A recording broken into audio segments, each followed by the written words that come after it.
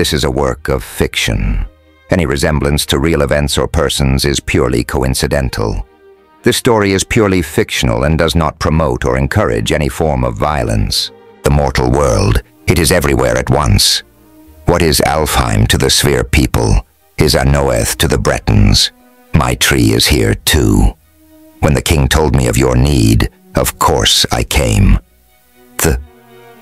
Thank you, your majesty, Jade stuttered, humbled. I don't know why you're being so kind to me. I'm nobody to you or the king. Orphanon sent her a sidelong glance beneath long lashes. She smiled a secret little smile, shook her head and patted Jade's hand. When you are better, you must come to the dining hall and meet his majesty. Standing, she swept the others with a cool look. Your companions will dine here. But, Jade protested, I'm sorry, but mortals are forbidden to enter Vidblain, the king's own hall, Orphanon said firmly. Your companions will await your return. That is the king's will. When with that, the Golden Queen swept out of the room, leaving the four companions speechless. After a few moments, Phoenix turned to Jade with an ironic smile, his arms folded. So you get VIP status again, huh? Happy? Jade glowered at him. Don't be a pig. I didn't ask her to do that. No, but you sure didn't argue much, he pointed out. Well, I'm sure you'll love getting the royal treatment again. We'll just wait for you here, shall we? She felt hot tears of hurt and injustice sting her eyes. She turned her back and closed her eyes. Just go away, Phoenix. I'm tired. She heard heavy footsteps. A door slammed, but not before Phoenix's angry words reached her. Man, she can be such a princess sometimes. For a long time, Jade stayed curled up, shaking and struggling to hold back tears. She thought she'd found real friends in Phoenix, Marcus, and Bryn. Now Phoenix was treating her just like her sisters did, trying to make her feel worthless. First on the cliff, now here. Why? Why did he do it? She didn't deserve it. It wasn't fair. She sat up, thrusting the heavy covers aside. It didn't matter. At home, she might be the least loved daughter of a huge family. But here she was, something special. She wasn't going to lie around in bed, feeling miserable. It was time to go meet the Elven King. Phoenix could just get stuffed. She slipped out of bed. The floor was stone, but pleasantly warm to her bare feet. Looking down, she realized she wore only a thin woolen shift. Smiling, she reached for her pack and withdrew the beautiful green dress Asulfur had given her. A few moments later, dressed as ready as she'd ever be, Jade swallowed heavily and opened the door to her room. Outside, with her hand poised in mid-knock, stood Truda. She wore the blue dress that matched Jade's. The godchild smiled brightly up at Jade, her head cocked to one side. You're all better. Good. She grabbed her hand and tugged on it. Come on. I'm supposed to take you to the hall. It's really nice. I haven't been here before. On she went, chattering like a magpie about the wonders of Alfheim and her joy being so close to home again. The child seemed certain she would be back with her family very soon, although she obviously had no idea how to get to Asgard from Alfheim. With a laugh, Jade followed her down several confusing white corridors. In the distance, sounds of revelry swelled. Soon she saw a warm, golden glow streaming through an arched entrance. The sound of gentle laughter and breathy flute music came with it. Jade stopped at the doorway, allowing her eyes to adjust a little. Truda dropped her hand and skipped straight in, leaving her alone. She fought the urge to run away. What if the elves hated her? What if the king himself banished her from his hall in disgust at seeing a mere half-elf? She had no idea what attitude full elves took toward half-breeds. She drew a slow lungful of air, raised her chin, and stepped into the room.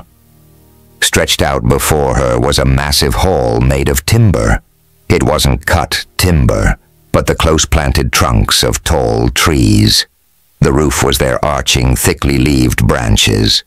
In the center of the floor was a circular, bare patch of earth.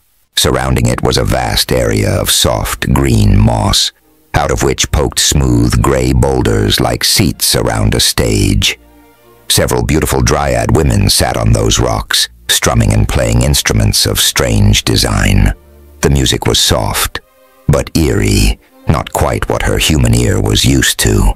Most importantly, there were 50 or more tall, fair, exquisitely beautiful true elves. They were seated around 3 long stone tables. All wore long robes of shimmering purple-blue material and matching looks of slight disdain on their elegant faces. It was difficult to tell if they were male or female, since they all wore their white blonde hair loose past their shoulders. Only one wore a thin silver circlet on his brow. This, the tallest of the elves, rose from the table and approached her. It had to be the Elven King. Jade dropped instinctively into a deep curtsy, fearful anticipation stirring in her stomach as he came nearer. "Rise, child," he ordered quietly. She stood obediently. Her head barely reached his shoulder. She didn't dare look up, but stared fixedly at the trees behind him. Long white fingers reached out and tipped her chin up with a strength that belied their narrow, delicate appearance. Finally, she was forced to look at him. His eyes were so dark, they seemed black, but were actually a bottomless indigo purple, set beneath pale, flying brows in a smooth, elegantly boned face. Long white hair divided around pointed ears, so the front lengths, bound by decorative silver rings, fell onto his chest. Everything about him was cool, yet infinitely powerful. Raw wildness, restrained by vast intelligence. Where Arphanon was queen of the Golden Dawn, the earth and new life personified. The Elven King was the glittering star-strewn sky, the full moon, cold darkness with a taste of death in the final hours of night. Then he smiled gently, and the whole aspect of his face changed. He no longer looked cold and frightening, but calm and wise. Jade smiled hesitantly back. With a gesture for her to walk with him, he moved toward the table where an extra chair had now been placed. "Orphanon mentioned you visited her in her home tree," he said. "She also said your mother is Eleri, spellweaver of the great Cyphryniol forest. Eleri, daughter of Brechen, the hunter. Is this true?" Jade nodded, wondering why he sounded so amused. The tall elven prince turned and smiled down at her. "Of course it is. I can see the resemblance." She stared at him, astonished. How did he know her avatar's mother? Before he could ask, the Elven King was touching 2 forefingers on each hand to his forehead, lips, and heart. "I have been remiss, Jade gan Eleri," he murmured, and bowed slightly in formal greeting. She returned the gesture awkwardly. She'd never had to make the correct elvish salutation before. "I am Araun, Lord of Anoeth, the timeless land of the fairy, or, as the Sphere people call me, Freyr, King of Alfheim, home of the elves. I am also." He led her gently to a chair between himself and Arphanon. "Your father." Chapter 17. Araun, her avatar's father. After the initial shock wore off and Jade was able to close her mouth again, her first impulse was to deny it. Instead, she bit her lip to hold back the words. There was no reason to doubt him. How would a lie benefit him? She slid her eyes sideways to look at him. He gazed regally over the gathered fair folk below, apparently oblivious to the fact that he had just turned her life in this realm upside down. She shook herself, struggling to keep a grasp on who and where she was. "Oh." Jade straightened suddenly, gripping the arms of her chair in amazement. Araun was the king. Did that make her a real princess and these her subjects? She looked out over the fairy hall, finding it incredibly easy to imagine living here with these extraordinary people. Something in their languid, arrogant joy appealed to her. It would be so simple to walk away from all the unhappiness that had stalked both her existences. So easy to live a life of luxury and freedom here in Alfheim with her own kind. Surely not even Judai could reach her here, in another realm.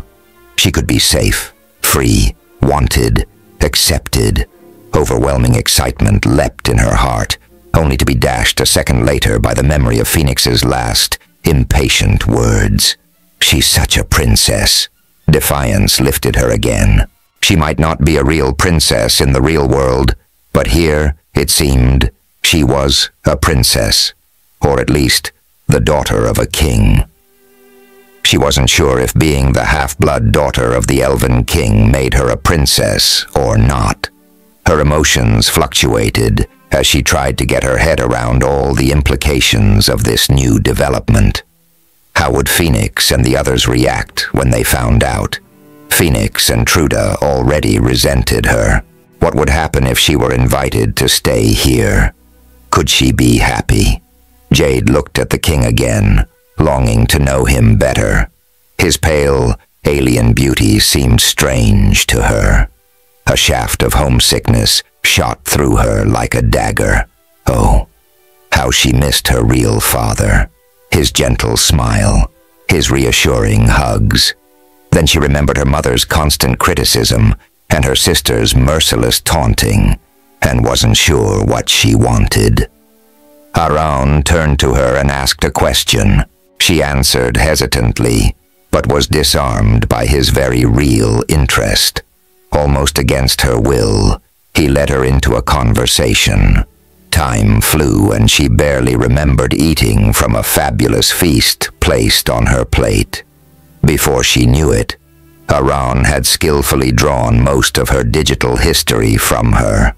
She had the uncomfortable feeling he saw far more than she wanted. As she relaxed, Jade found it ever harder to keep her two lives separate. Several times, she almost referred to her real-world father and sisters. Often she had to steer the talk onto safer grounds, such as botany or magic. He knew a great deal about both of these, and she found his knowledge as fascinating as he was. When, as the evening drew to a close, Aran finally did extend an invitation for her to stay as long as she liked in Alfheim. Jade gazed around at the exotic, brilliant, incredible, above all, safe fairy world, and knew a very real, very deep desire to say yes. This was where she belonged. Then Orphanon made an amused comment about Truda's childish antics. The girl was dancing with the dryads. Jade's heart dropped. How could she have even considered staying here? They had to get Truda home before her birthday. Ragnarok would destroy everything. It wasn't just her life she had to consider. It was everyone in this world, the other world, plus those of her trusting friends. Bryn, Phoenix, and Marcus were still imprisoned in their rooms. They were probably worried and frightened, conscious of running out of time, while she wallowed in royal treatment. She was behaving exactly as Phoenix had complained, like she was better than they were. Disgusted with herself, Jade pushed the plate away. The rich food now felt like lead in her stomach. Every moment she wasted here, pretending this was a life she could be part of, was a moment she kept Truda away from her duty, put this world in jeopardy, and her friends' lives in danger. She might be happy here, but she had no right to force the others to stay. Even if Phoenix seemed to get a kick out of playing the game now, he'd eventually want to go home. Reality was, she was responsible for getting her friends safely out of Alfheim and Truda to Asgard, to prevent Ragnarok and the end of this world. Then she was responsible for helping Phoenix to progress through all the levels of the game so they could get home. This was not her real life at all, as much as she might wish it. Once the game was over, she would go home, back being nothing and nobody. She had finally found a place she belonged, and she couldn't stay. It wasn't fair. Something her real father often said came back to her. He always asked it when she complained about how her sisters treated her. She would run to him for sympathy. He would listen closely and give good advice when she needed it. In the end, though, when it all came down to that age-old whinge about fairness, he would smile sadly and say, "Why do you expect life to be fair, Jade?" He was right. Life wasn't fair or unfair. It just was. It was how she reacted to things that made life good or bad. Resolutely, Jade turned to her elven father. She touched him on the arm to get his attention. Again, those indigo eyes bored into her, dark with secret knowledge. "You are troubled, daughter." It was a statement, not a question. "I have friends who need my help, my lord." Her throat tightened on the words. "I'm on a difficult quest, and they need me. I don't want to leave, but I have to. We must return Truda to her father in 2 days, or it will mean the coming of Ragnarok. They need my help." "Why do they need you?" "They are close. Can they not complete this quest without you?" Jade shrugged. "It is more than just this quest. There are 3 more to complete after this. I can't abandon them. I'm a spell weaver." She grimaced, remembering her recent mistakes. "Not a very good one, though. I need my herbs and the forests for strength. Without them, I'm not very effective, but I'm all they've got." Aran smiled slightly and sent her a knowing, sidelong look. "Your mother thought the same thing about herself. She was wrong, too. You underestimate yourself. You are capable of more than you realize." Before Jade could ask what he meant, Aran bowed his head to her. "Nevertheless, I expected this.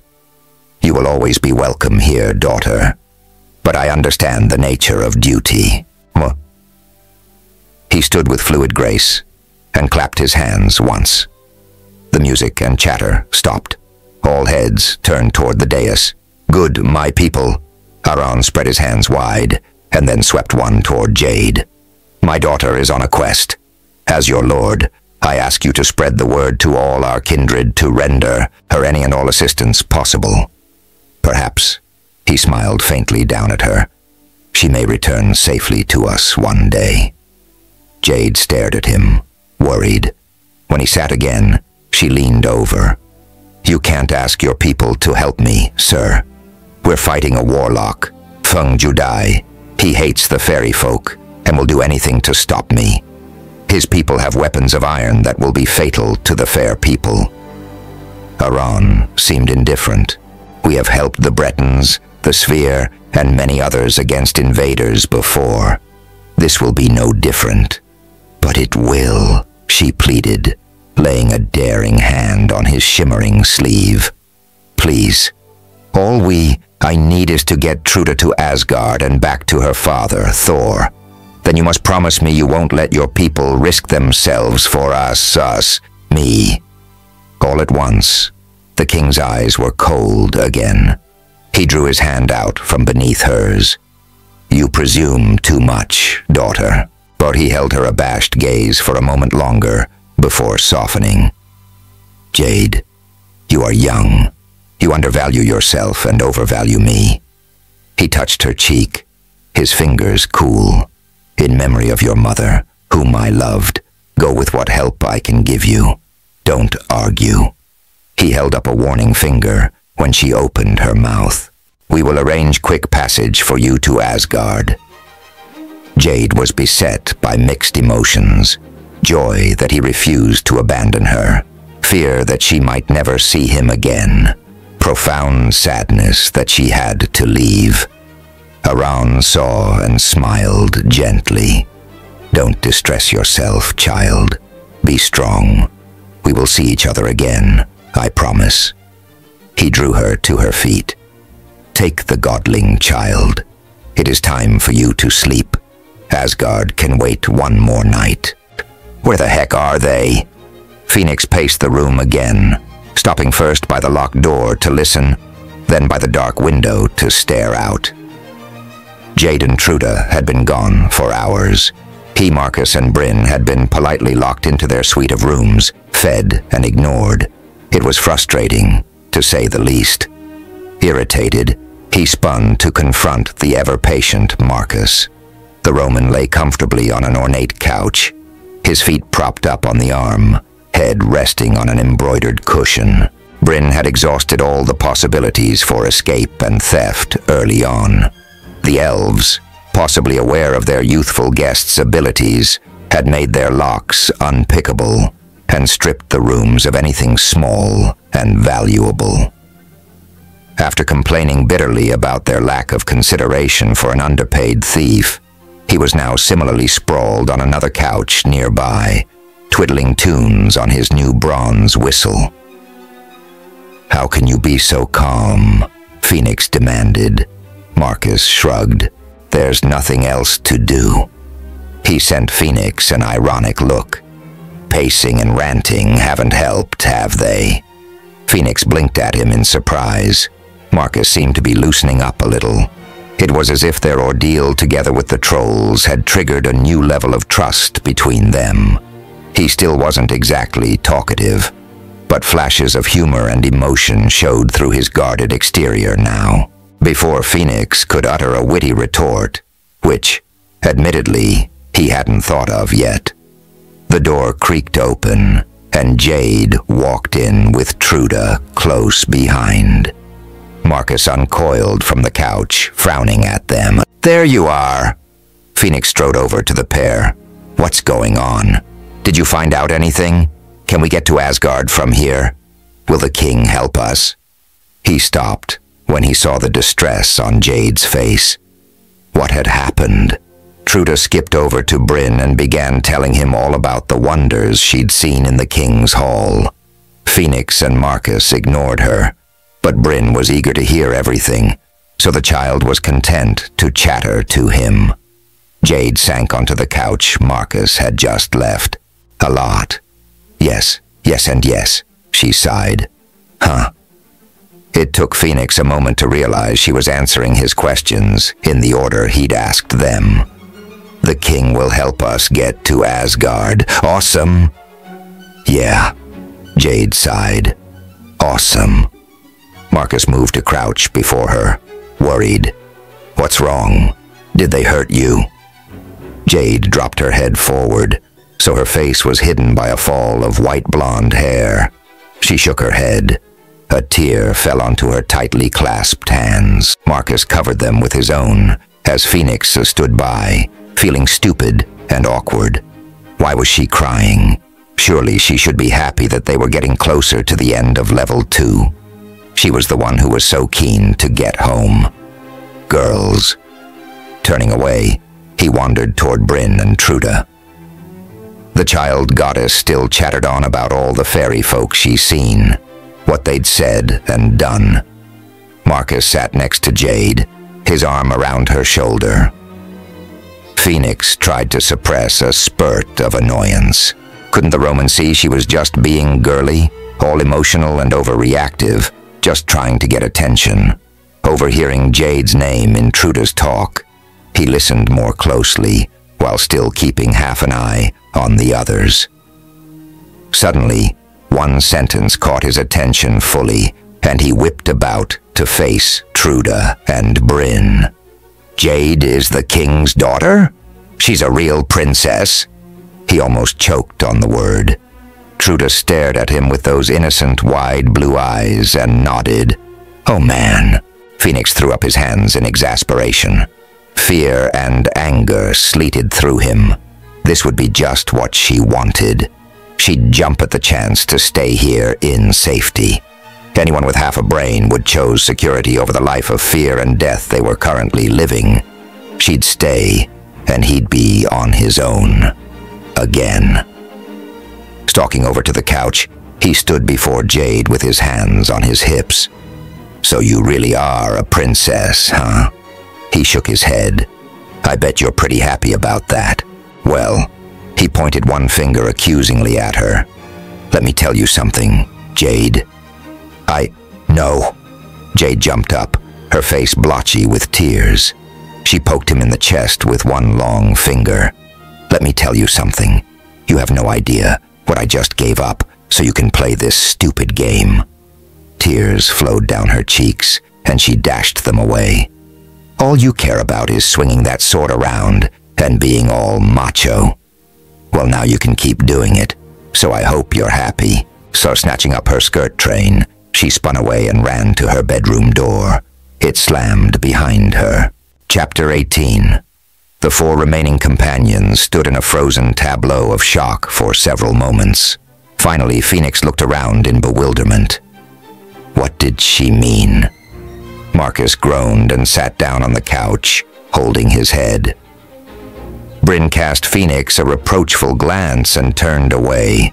Truda sighed and rolled her eyes at him. Haran offered to let her stay here. The child said, I think she really likes it here. I knew it, Phoenix growled, anger burning in his guts again. As soon as I heard she was Haran's daughter, I knew she'd quit and... She said no, Truda interrupted scornfully. She turned him down. He blinked at her, anger derailed. Really? Why? I think you know the answer to that. Marcus's deep voice cut through Phoenix's ranting.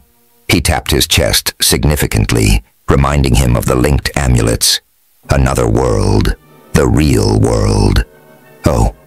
Phoenix slumped onto a chair, deflated. Truda huffed at him, yawned, excused herself, and went into her own bedroom. Bryn and Marcus continued to sit, watching Phoenix as he struggled with his thoughts.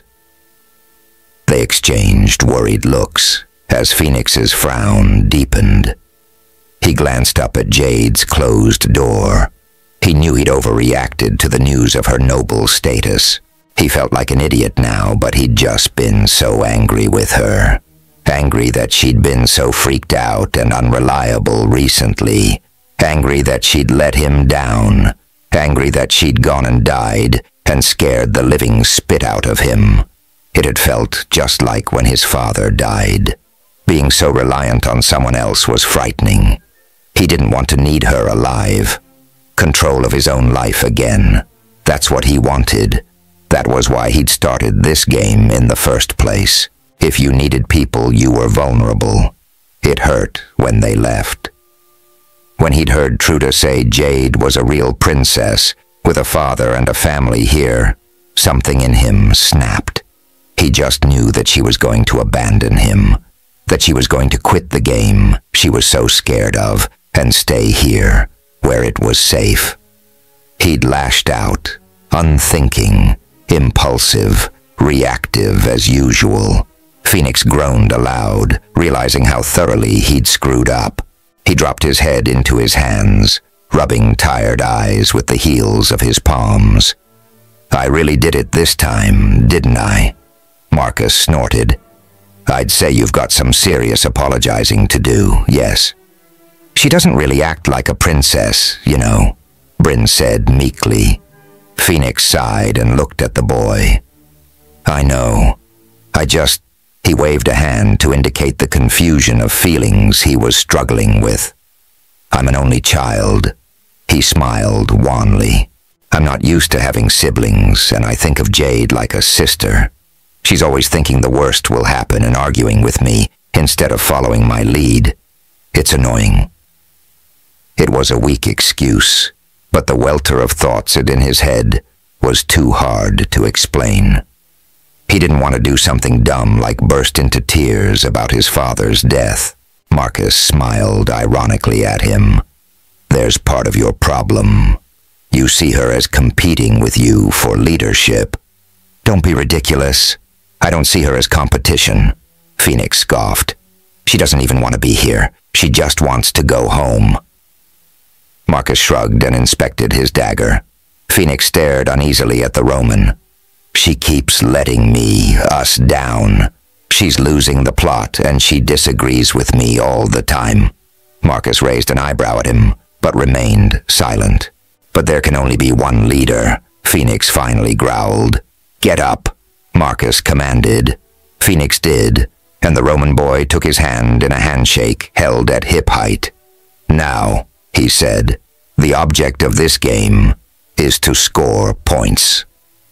He tightened his grip on Phoenix's hand until it almost hurt. "If your hand touches your hip, you score a point. If mine touches my hip, I score a point. Bryn, you count to 20 for us to keep time. Ready?" Phoenix nodded, tensing his arm to pull against Marcus's strength. It would be a pretty even match. Bryn leaned on his elbows over the back of a chair to watch. "Go." Phoenix pulled hard, straining to haul their clasped hands to touch his right hip. Marcus's muscles bulged, his face contorted as they battled for supremacy. Slowly but surely, Phoenix dragged Marcus's hand toward himself. He was going to win. 19, 20, Bryn shouted, laughing at their pained expressions as the pair released hands and shook blood back into them. "Okay," Phoenix said, irritated. "What was that supposed to prove? We're evenly matched. Nobody scored anything." "Try again," Marcus suggested. Phoenix sighed and gripped his friend's hand. On go, he once more yanked as hard as he could. This time Marcus gave no resistance and Phoenix's hand touched his own hip easily. Shocked, he didn't react quickly enough to stop Marcus from pulling back to score his own point. When he did think to pull, Marcus simply let him score another point. A blinding light went on in Phoenix's head. He stared at Marcus for a moment, then down at their hands. He relaxed. Marcus pulled, then Phoenix pulled back in turn. Hands blurred as they both racked up points faster than could be counted. 19, 20, Bryn giggled again, this time at the look of stunned amazement in Phoenix's eyes. Marcus sat down again and put his feet up, raising one dark eyebrow at Phoenix. "I get it. I get it," Phoenix said humbly. "Cooperation means we both score points. Competition means we both lose. Oh man." He sank onto the couch. "You have to learn to cooperate with Jade," Marcus murmured. "This isn't a game, Phoenix. It's not just about points and winning. You need all of us to survive, but Jade especially. She needs you, too. This is about friendship. If you fight with her or belittle her, we all lose." By the time dawn sent its pale fingers into his window, Phoenix had pretty much given up on sleep and lay on the bed, staring up at the smooth white ceiling. The ideas Marcus had started kept him awake, thinking. In many ways, the concept Marcus was trying to teach him was the spirit of Aikido and the essence of the yin-yang symbol he and Jade both wore, balance and harmony. Resisting your opponent, or friend, in this case, lead to conflict. Harmonizing with and understanding your partner lead to power and control. Self-control. He shook his head and could imagine his sensei doing the same. Why it had taken him so long to understand something so basic. Something inside him had changed during the night. He wasn't sure exactly what, but he knew that Jade's emotional ups and downs wouldn't bother him anymore. Well, not much. Okay, not as much. He couldn't keep expecting her to change to suit him. She was who she was. It was his job to work out how they could get along and work together. Marcus was right. If one of them didn't pull their head in and learn to cooperate, they would all die, several times for Jade and himself.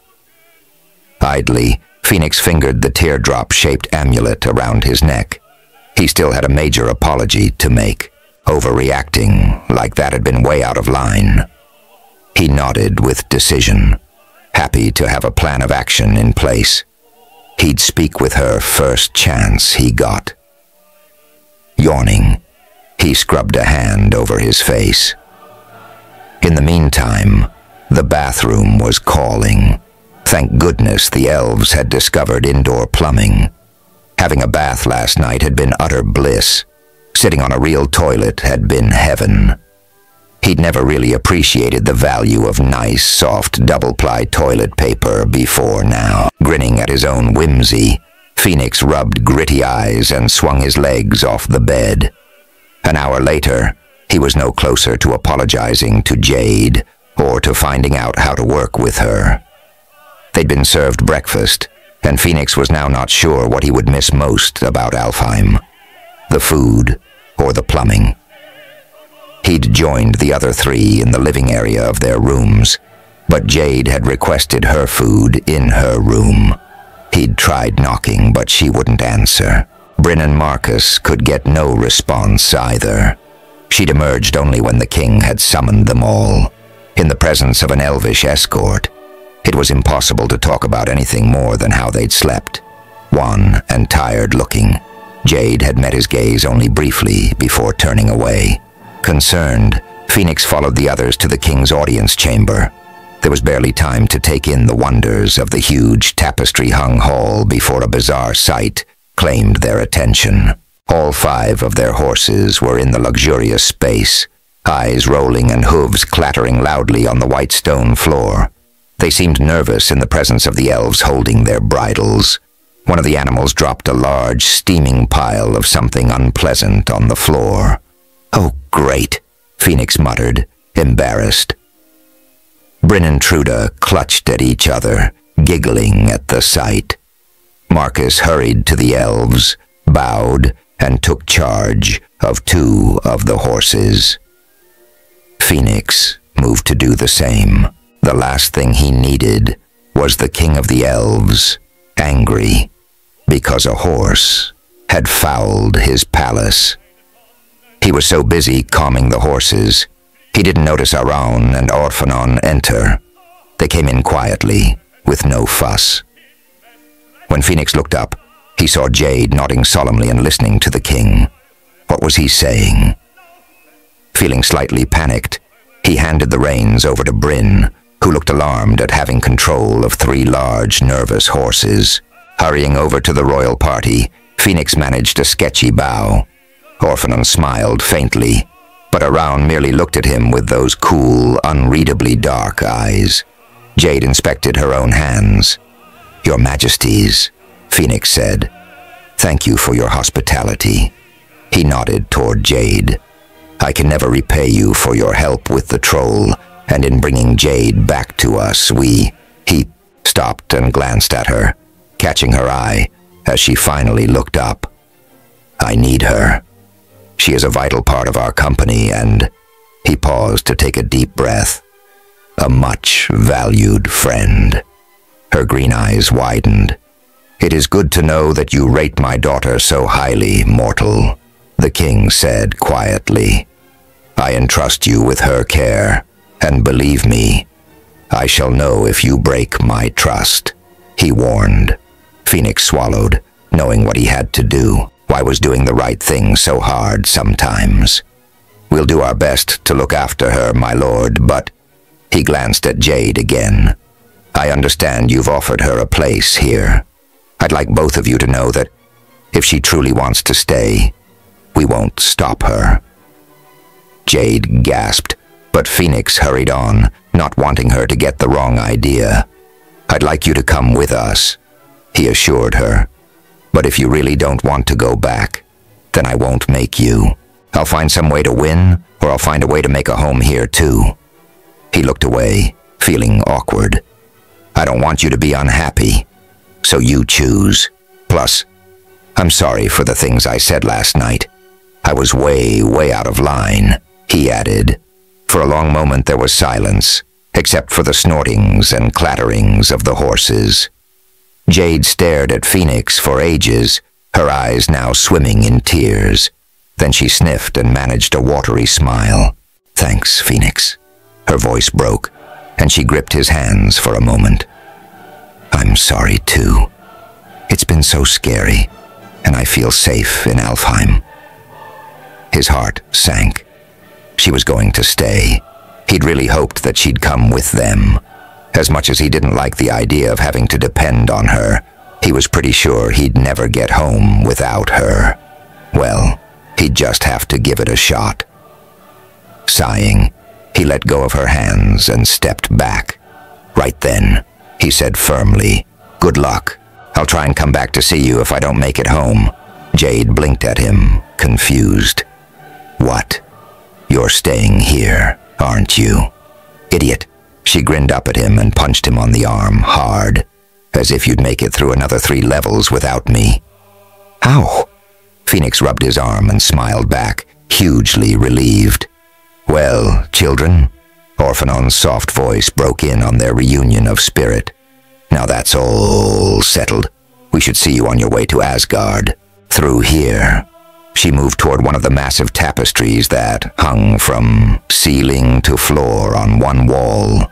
Its bright colors depicted a whole world of mountains, plains, forests, castles, and people in what seemed to be series of detailed stories. Phoenix looked closer, blinking and squinting. He stepped even nearer, until his nose was almost touching the fabric. The figures on the tapestry seemed to be moving. A quick look around the room showed 7 other similar enormous tapestries. They all showed scenes of other worlds, on which figures moved and lived. "Oh, this one's Asgard." Truda's excited exclamation drew his eyes to her pointing finger. "I can see Pa with Grandpa Odin. I wonder why Pa's in Gladsheim." Sure enough, inside a massive hall in the middle of a huge plain, sat a small, hooded figure on a throne. As they watched, a second figure paced back and forward in front of the throne, apparently talking to 6 people who stood around him. "Gladsheim?" Jade asked. "God's home. Gladsheim is here." Truda pointed again. "The hall in the middle of the plain of Idavol. The gods all meet here to talk, but I live here in Bilskirnir." She pointed to a great castle in a valley at the foot of a ring of mountains. "See, there's Ma and Modi and Magni in the kitchen." Truda giggled. "Ma's getting mad at them 'cause they're snitching food again." She inspected Gladsheim again. "There's Uncle Loki. I wonder who that funny-looking man he's with is." Phoenix wasn't listening to her any longer. The import of this wall hanging had suddenly dawned on him. He turned to stare at Orphanon and Aran. "This is how we're getting to Asgard. You're going to magic us into this tapestry somehow." Aran bowed slightly. "This is the fastest way. You simply walk into the hanging, and will arrive on the plain of Idavol, right outside Gladsheim, since that seems to be where Thor is at the moment. You will have your opportunity to return Truda to her father immediately, but," he smiled faintly, "do try not to annoy Thor. He does have a rather quick temper." "Thanks for the warning." Phoenix couldn't help the sarcasm that crept into his reply. He figured their chances of not annoying Thor were 0 and none, unless they could find a way for him to be happy about losing his hammer. As Jade said her final farewells to Aran and Orphanon, Phoenix muttered in an aside to Marcus, "At least it looks like we'll get Truda home in time to prevent the end of the world. But how the heck are we supposed to steal that stupid hammer from Thor when he's in the middle of a room full of gods?" Marcus sent him a sly look and a small smile. "I'm sure together we'll think of something suitably dramatic. Shall we go?" Phoenix bowed mockingly and waved a hand at the tapestry. "After you. I insist." Marcus took a tighter grip on his horse's reins, and with a solemn salute to the elves, he stepped into the tapestry. His broad-shouldered figure shimmered weirdly purple-blue for an instant, before disappearing. A second later, his horse vanished similarly. Bryn gasped and pointed. "Look, there he is." Phoenix peered closer at his friend's embroidered figure. It stood on the grass outside Gladsheim, looking rather lonely and very small. He seemed to be having trouble controlling the horses. "Well, let's not keep the gods waiting then," Phoenix said, with more resolution than he felt. Grasping Truda's wrist with one hand and 2 sets of reins by the other, he nodded his thanks to Aran, and stepped forward with eyes firmly closed. Chapter 19. There was a brief, unpleasant sensation of being tightly squeezed, twisted, and somehow turned inside out. Then it was over, and Phoenix stood with Truda, Marcus, and 4 freaked-out horses in the middle of a wide, flat prairie. A cool, dry wind whistled around them, making the short, dry grass stalks ripple and swish. It smelled of dust and a hint of snow from distant mountains. There were no trees anywhere, but white-topped, purplish mountain peaks could be seen on all sides. A few seconds later, Jade appeared out of thin air, followed by her wild-eyed horse and an equally unsettled Bryn. "Okay, that was weird," Phoenix commented. Looking up, he waved madly at the sky. "What are you doing?" Truda asked, giggling. "You look really silly." "I feel silly, but I'm waving to Aran and Orphanon," he grinned. The others laughed and did the same. Eventually, they turned around to look for Gladsheim. Truda clapped her hands and did a little dance step of joy. Her companions stared in shock. The building was massive. It looked as though a giant white marble Lego block had been dropped in the middle of the plain of Idavol. There were just a few small windows high up and one large double door at the end. The door stood over 30 feet high and glinted gold in the morning sunlight. "Why is it so big?" Jade breathed. "Oh, lots of the gods are giants or half-giants or quarter-giants."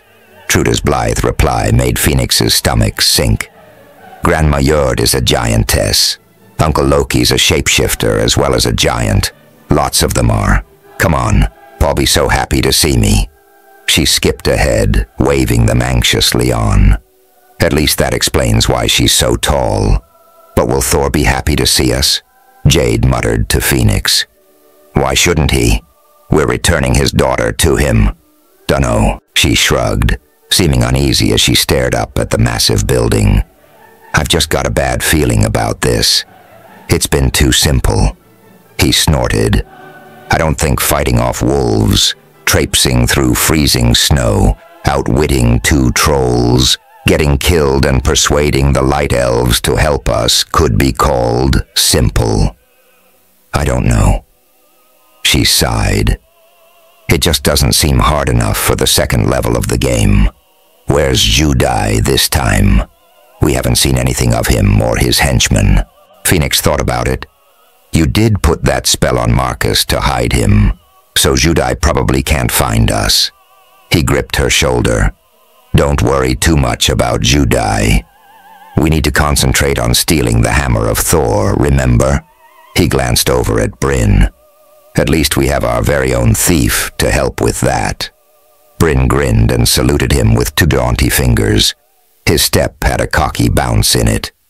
Jade nodded, then frowned. "Oh, I forgot to tell you something." "What?" "While I was, dead, I ended up in that gray limbo place again and heard someone explaining all the stuff we have to do on the next 3 levels. I think it was the same old woman we met there in Albion, but I'm not sure." The voice sounded similar, at least. "Brilliant." Phoenix heaved a sigh of relief. "I was getting worried about that. All I could remember was that the next one is something about Egypt. But I'm not sure it was her, and we still don't even know who she is or why she's helping." Jade shook her head, worried. "What if it was Judai, trying to put us on the wrong track?" "Good point," he conceded. "What did she say we had to do next? If it was Judai, he'd be sure to feed us wrong information." The voice said we have to use the hammer of Thor to destroy a Tekken in Egypt. I think Tekken is the Egyptian word for an obelisk. Destroying it will release Anuket, the goddess of fertility of the Nile Valley. "Yeah." Phoenix cocked his head, thinking hard.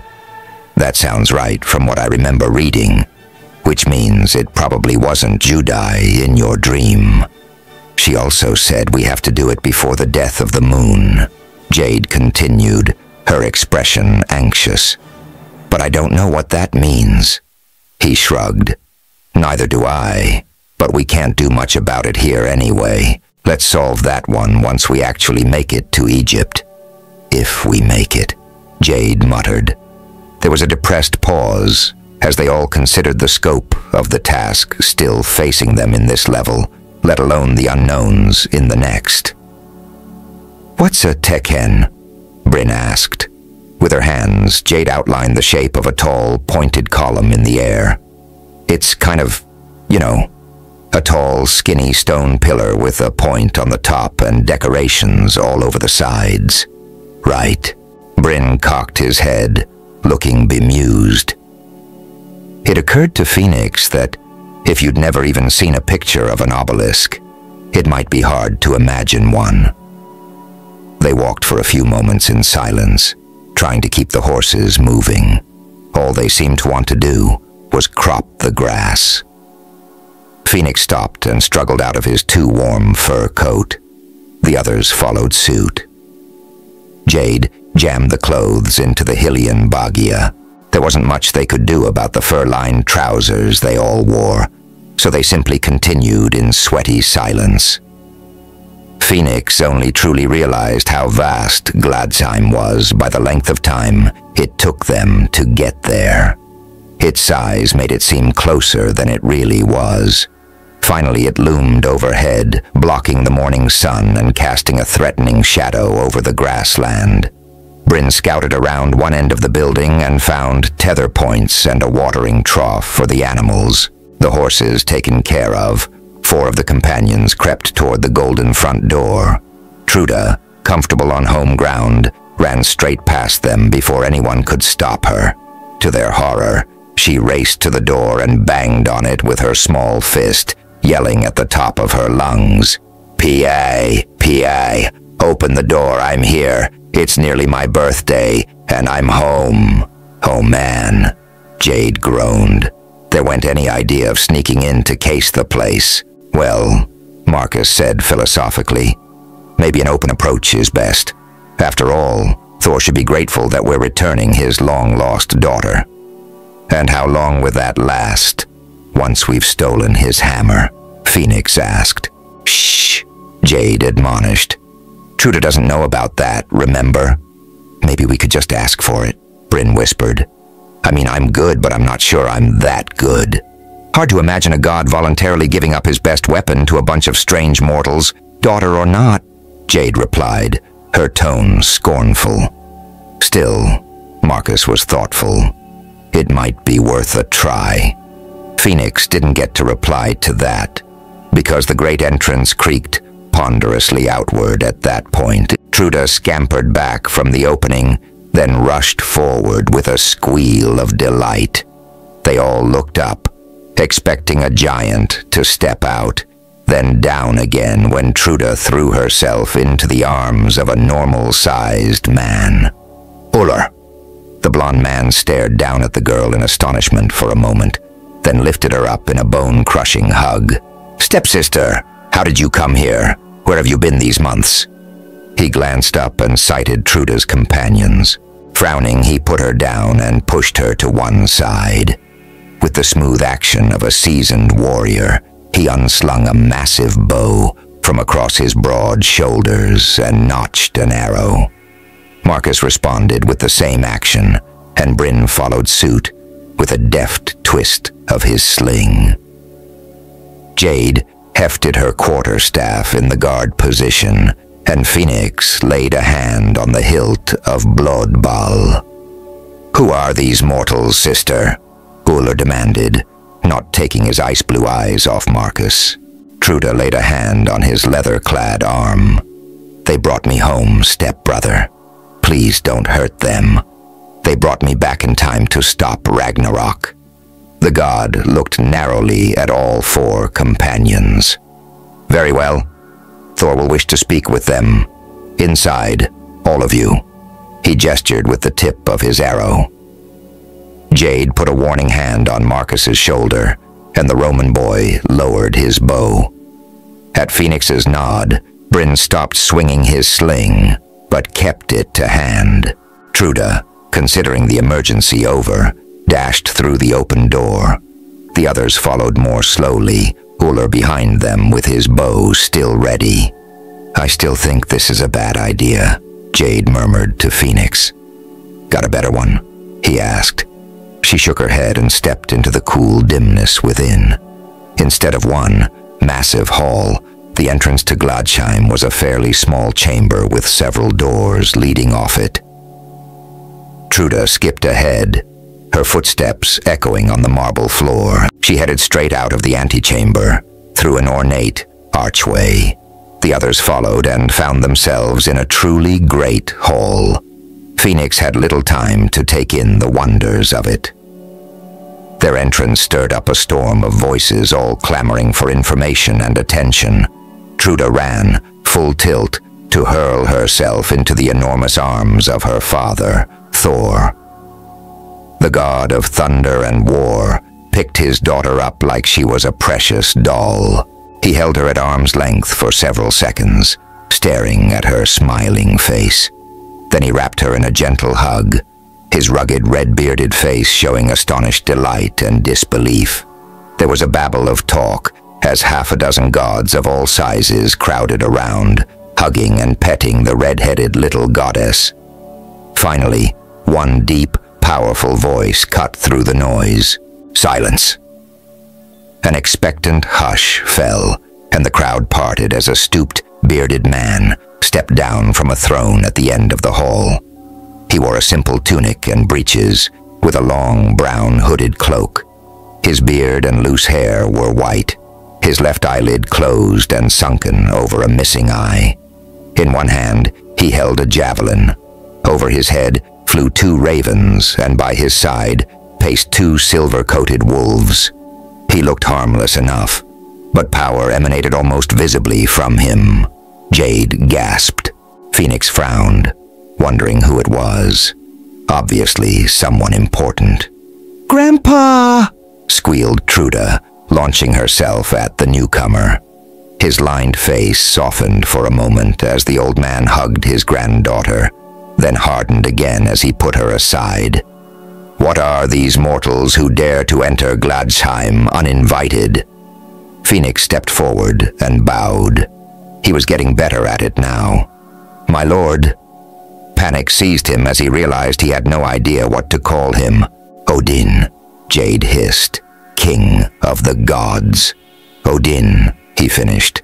"We are simply returning Thruder to her home." There was a quick babble of talk from the other gods before they were silenced by a wave of Odin's gnarled hand. "It is a miracle she has come back in time to forestall the coming of Ragnarok, but by what right did you abduct her in the first place, mortal?" He growled. Taken aback by the accusation, Phoenix stared in astonishment.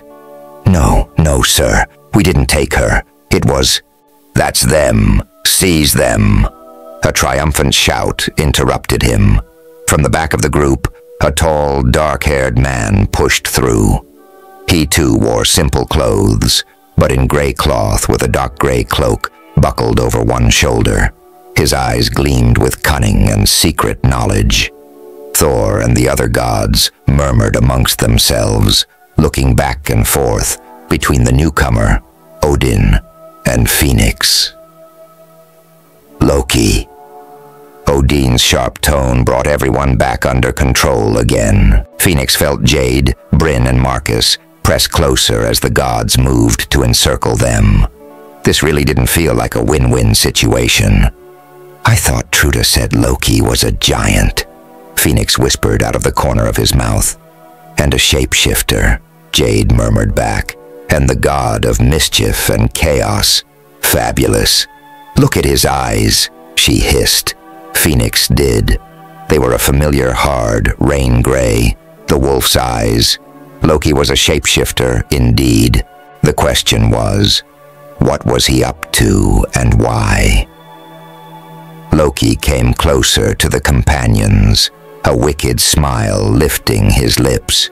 He circled them, moving with the grace of a dancer. "My king, these are the mortals who abducted your granddaughter. They thought to hold her to ransom by threatening us with the coming of the end. Thwarted in that, he spun to face the gods, throwing up his arms. They come in the guise of her saviors, trying to pretend they rescued and returned her. But I know their true purpose here. He grinned evilly at the companions before schooling his handsome face once more into an expression of righteous wrath. What they wanted as ransom they now seek instead to steal. Mjolnir, the hammer of Thor. A great shout went up from the assembled gods. Thor yelled, holding his hammer high and shaking it in defiance at the four friends. Surrounded by her angry family, Truda pushed vainly, trying to get through, her shrill young voice lost in the din. Swords slithered from sheaths, staves and clubs were lifted in menace, and ominous roll of thunder echoed outside as the sky darkened with Thor's wrath. This was so not the plan, Phoenix groaned. It is now, Marcus replied, drawing his sword. Actually, I'm pretty sure we didn't have a plan, Bryn muttered. Shut up and try not to kill anyone, Phoenix ordered. Marcus sent him a swift, ironic look. Will they be doing the same? Bryn, get to Truda if you can, Jade urged the boy. Maybe she can stop this by telling them the truth. He nodded and began peering through the thick bodies around them, looking for a way out. Phoenix laid a hand on Blodbal, and its song flowered in his head.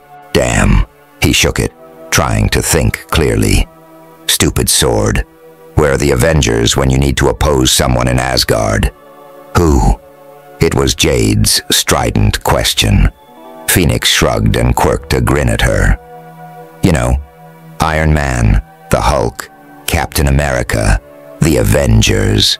She sent him a half-annoyed, half-frightened glare. I don't think. Then there was no time to look or think. With a hoarse cry, 10 gods threw themselves into battle. Phoenix drew Blodbal. The sound of blades sliding against scabbard was like a song in his veins. It urged him on, fired him with the desire to wet the blade on the bones and blood of gods. Grinning fiercely, he blocked a sword thrust with ease. Blodbal sang louder in his head, masking everything but the lust for battle. Fear vanished, replaced by exultation and excitement. Phoenix cut down toward a leg and was rewarded with a grunt of pain. The blade came back red. Shifting, he unslung his shield and blocked another blow even as he sliced to his right. There was a shout behind him, and he turned to catch a club on his blade before it smacked into the unprotected side of Marcus's head. Marcus called his thanks. Phoenix laughed. This was easy.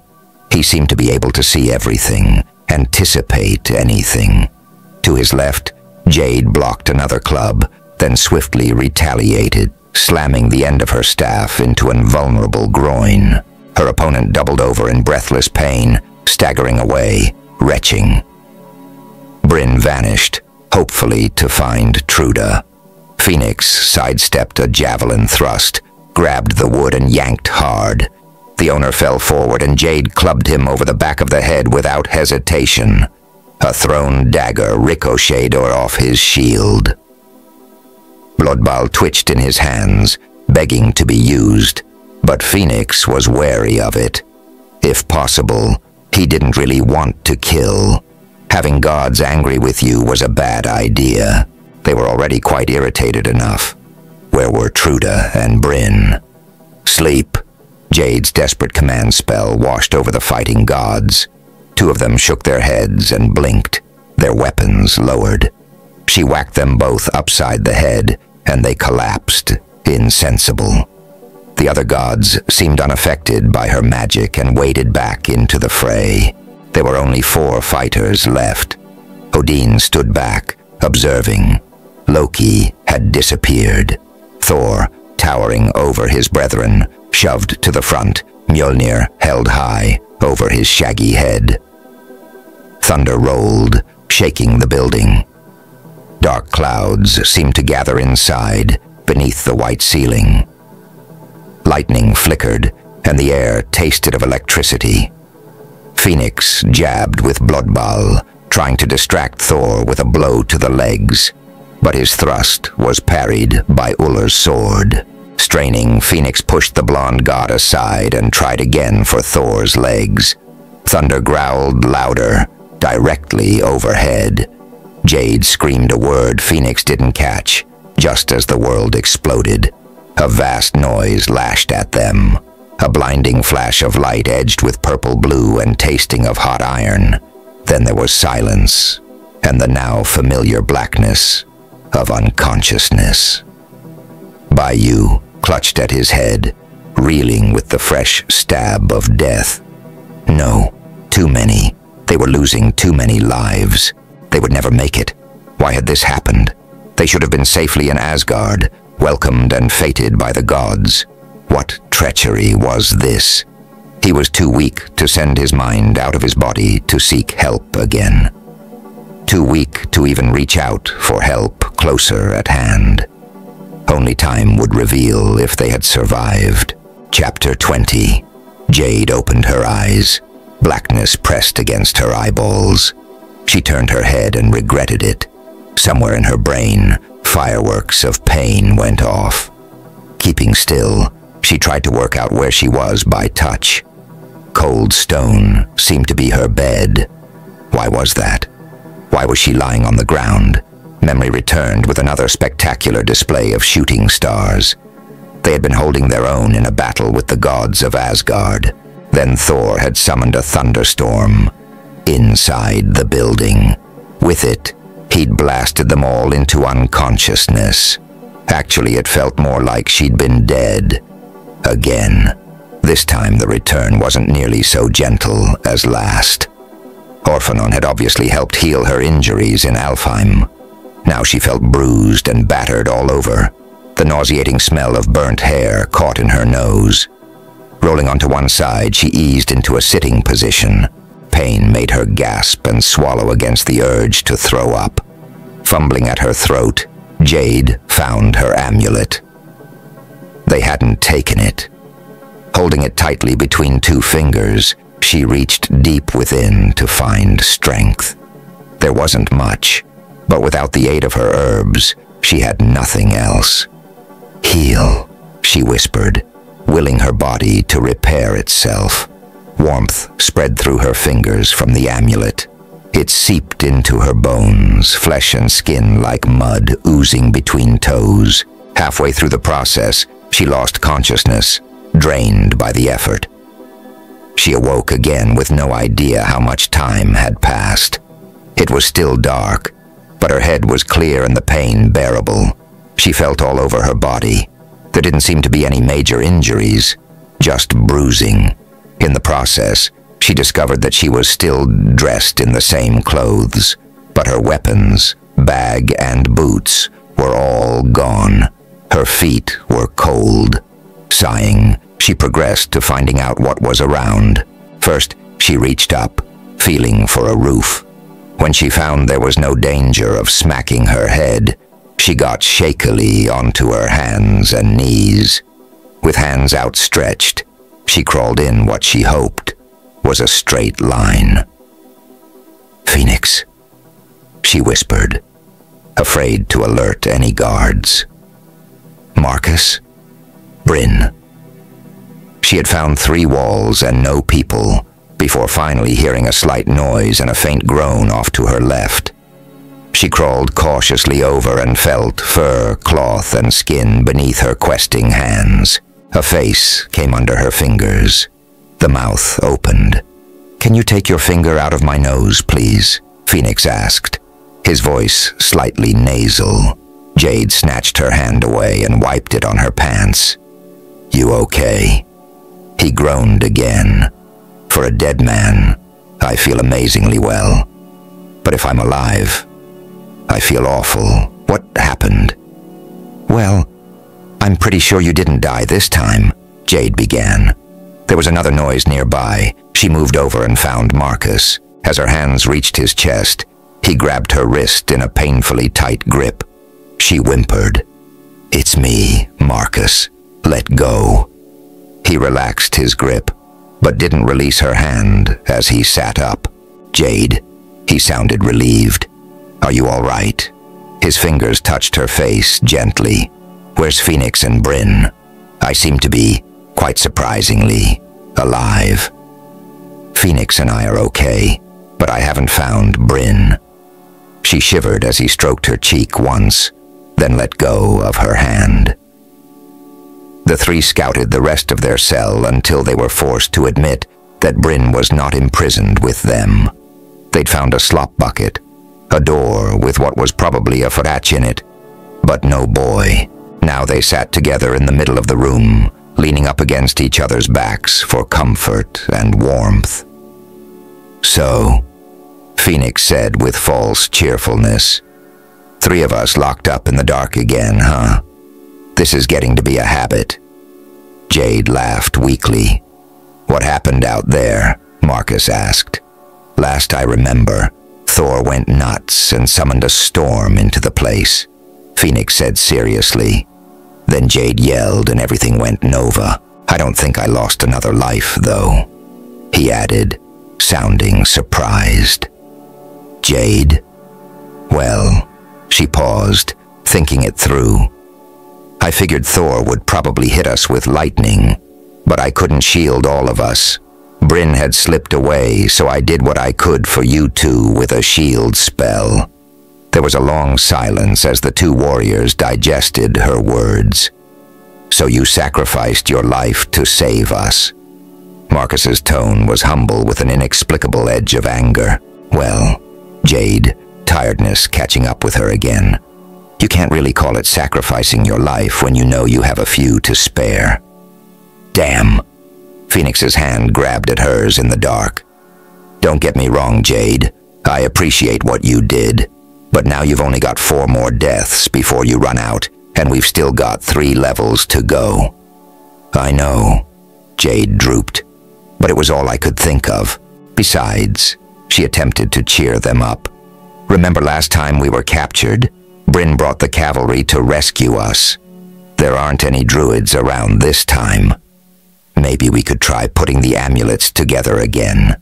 Maybe it will show us another sign or tell us what to do next.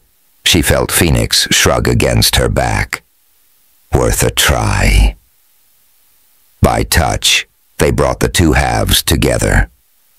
Jade held her breath, waiting for a sign. Waiting. After several dark, silent minutes, she accepted defeat, gave a heavy sigh and pulled her amulet away. Looks like we're on our own. Quiet. Marcus hushed them. They scrambled to their feet, listening. Footsteps approached. An orangey-yellow light began to glow beneath the door. As one, they faced the door.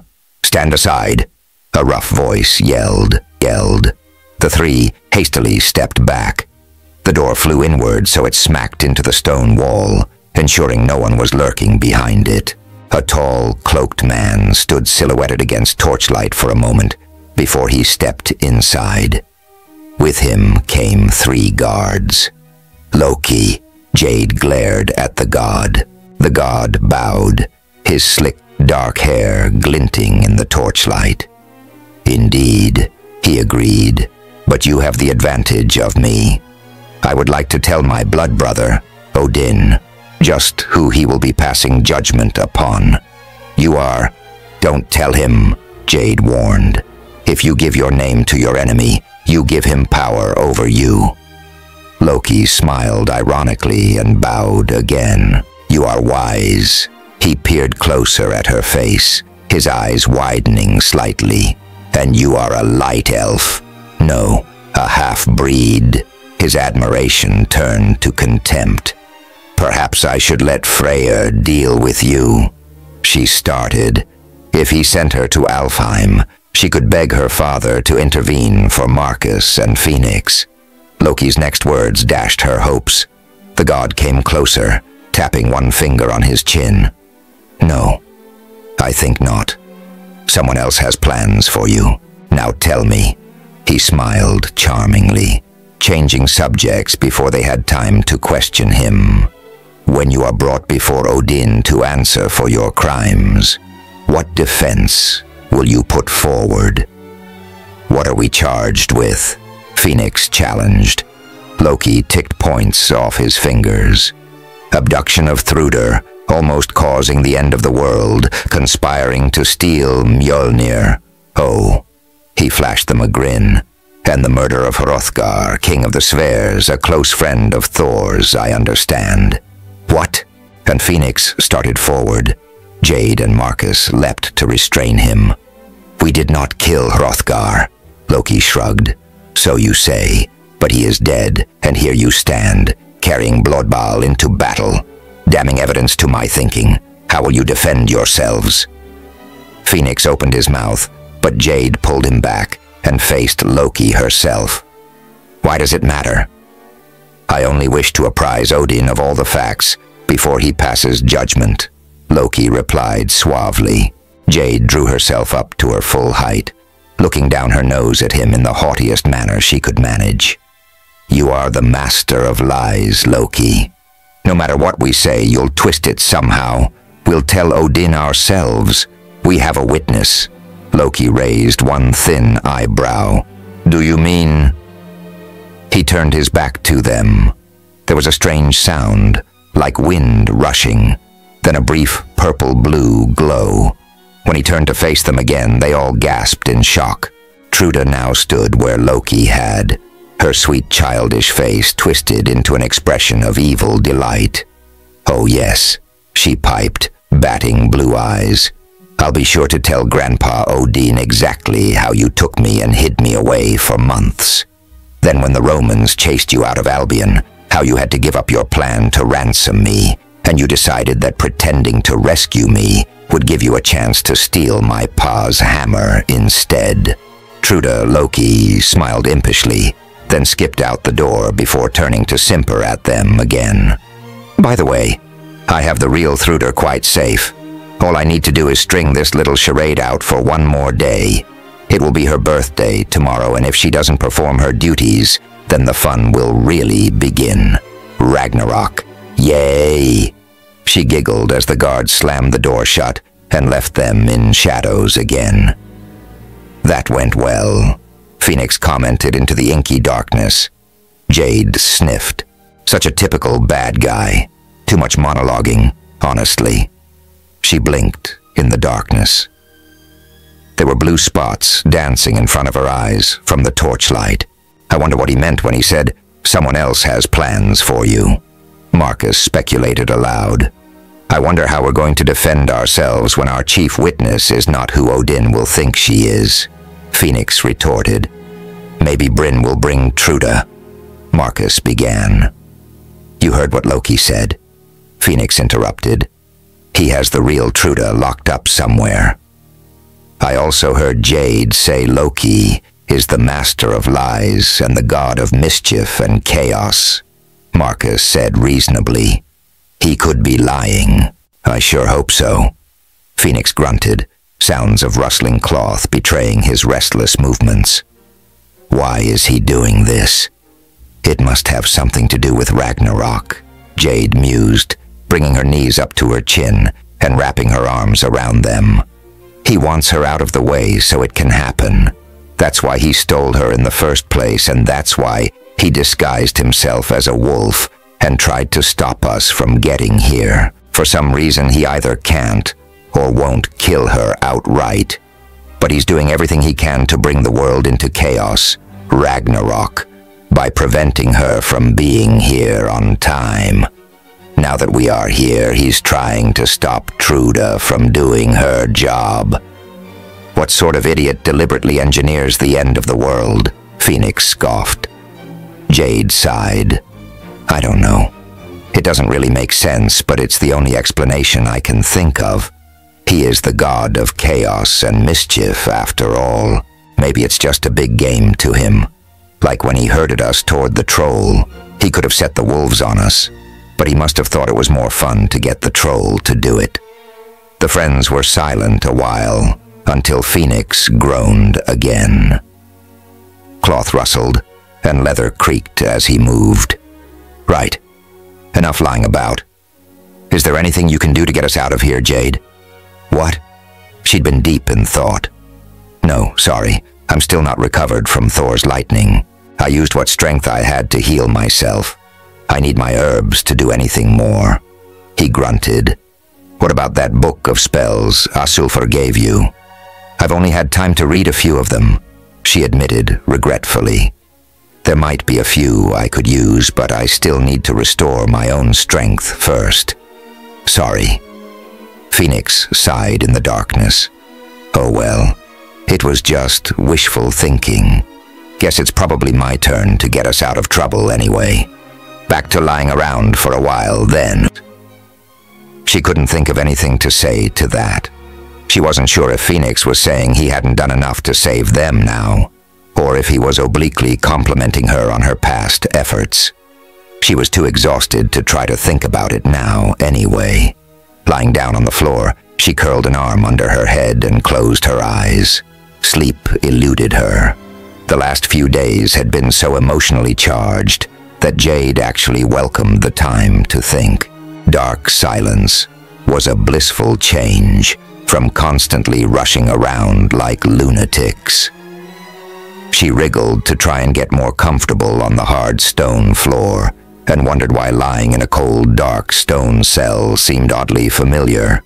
Just as she was, finally, beginning to drift off, the door flew open and a guard growled at them.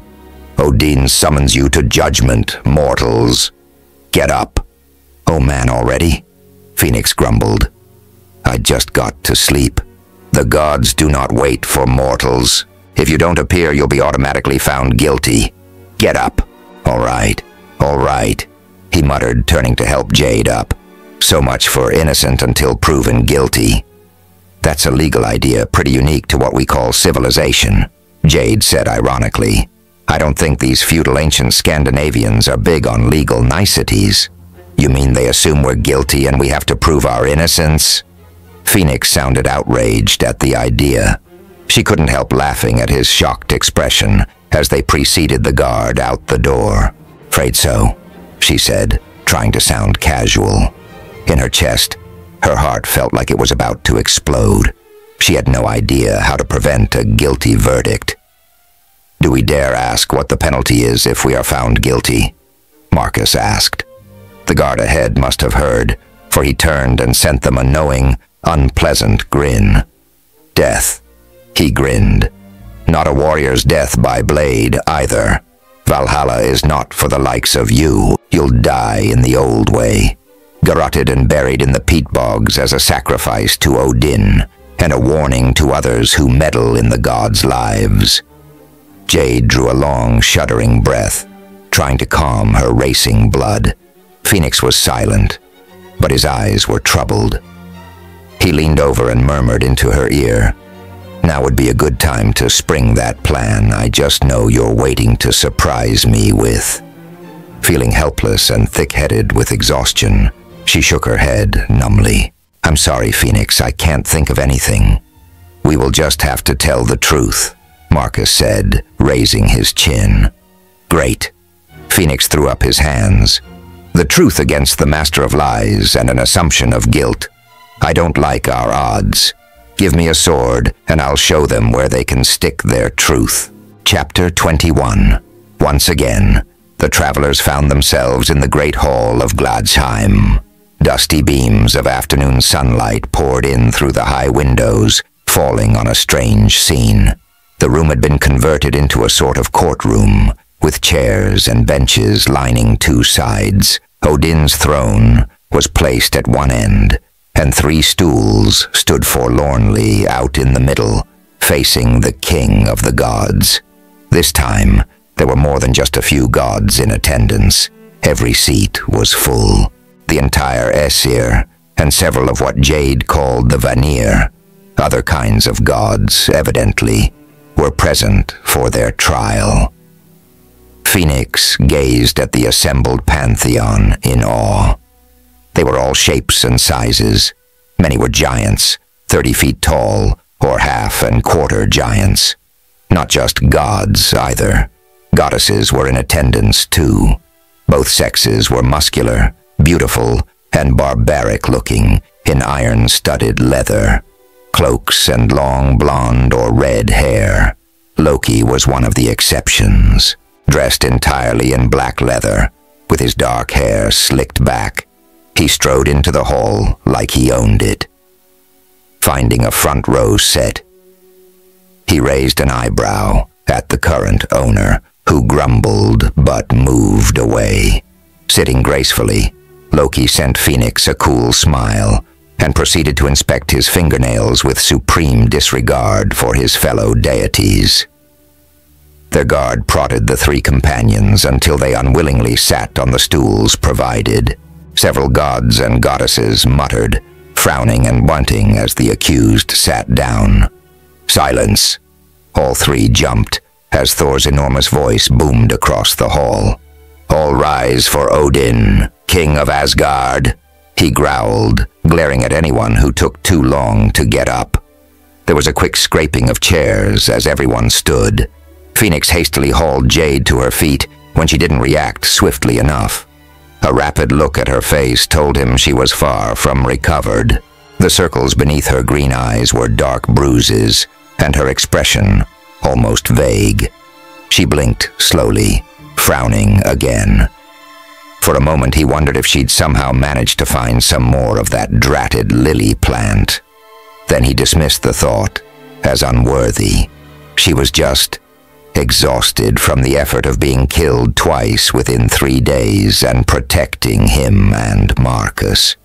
Odin walked slowly into the room, surveying the assembled beings with his one bright blue eye. He eased himself onto the throne and leaned back. "Begin," he said quietly.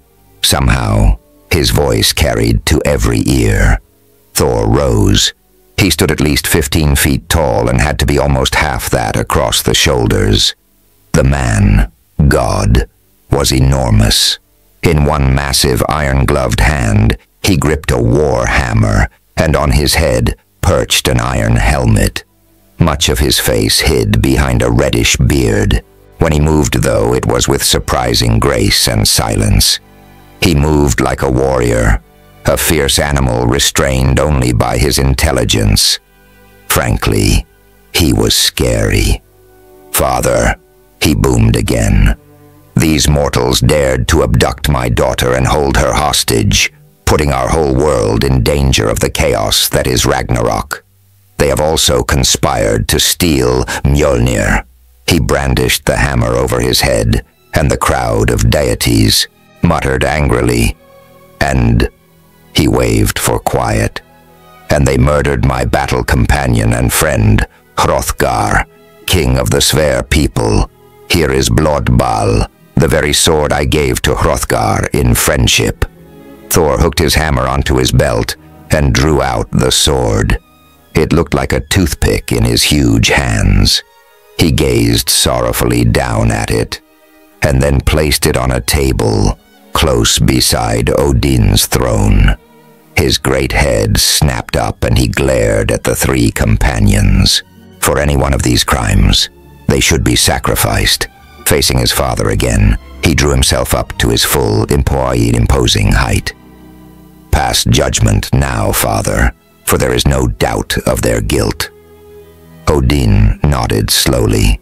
Phoenix felt his heart leap into his mouth. Sliding his eyes sideways, he tried to see if there was any possible way they could escape.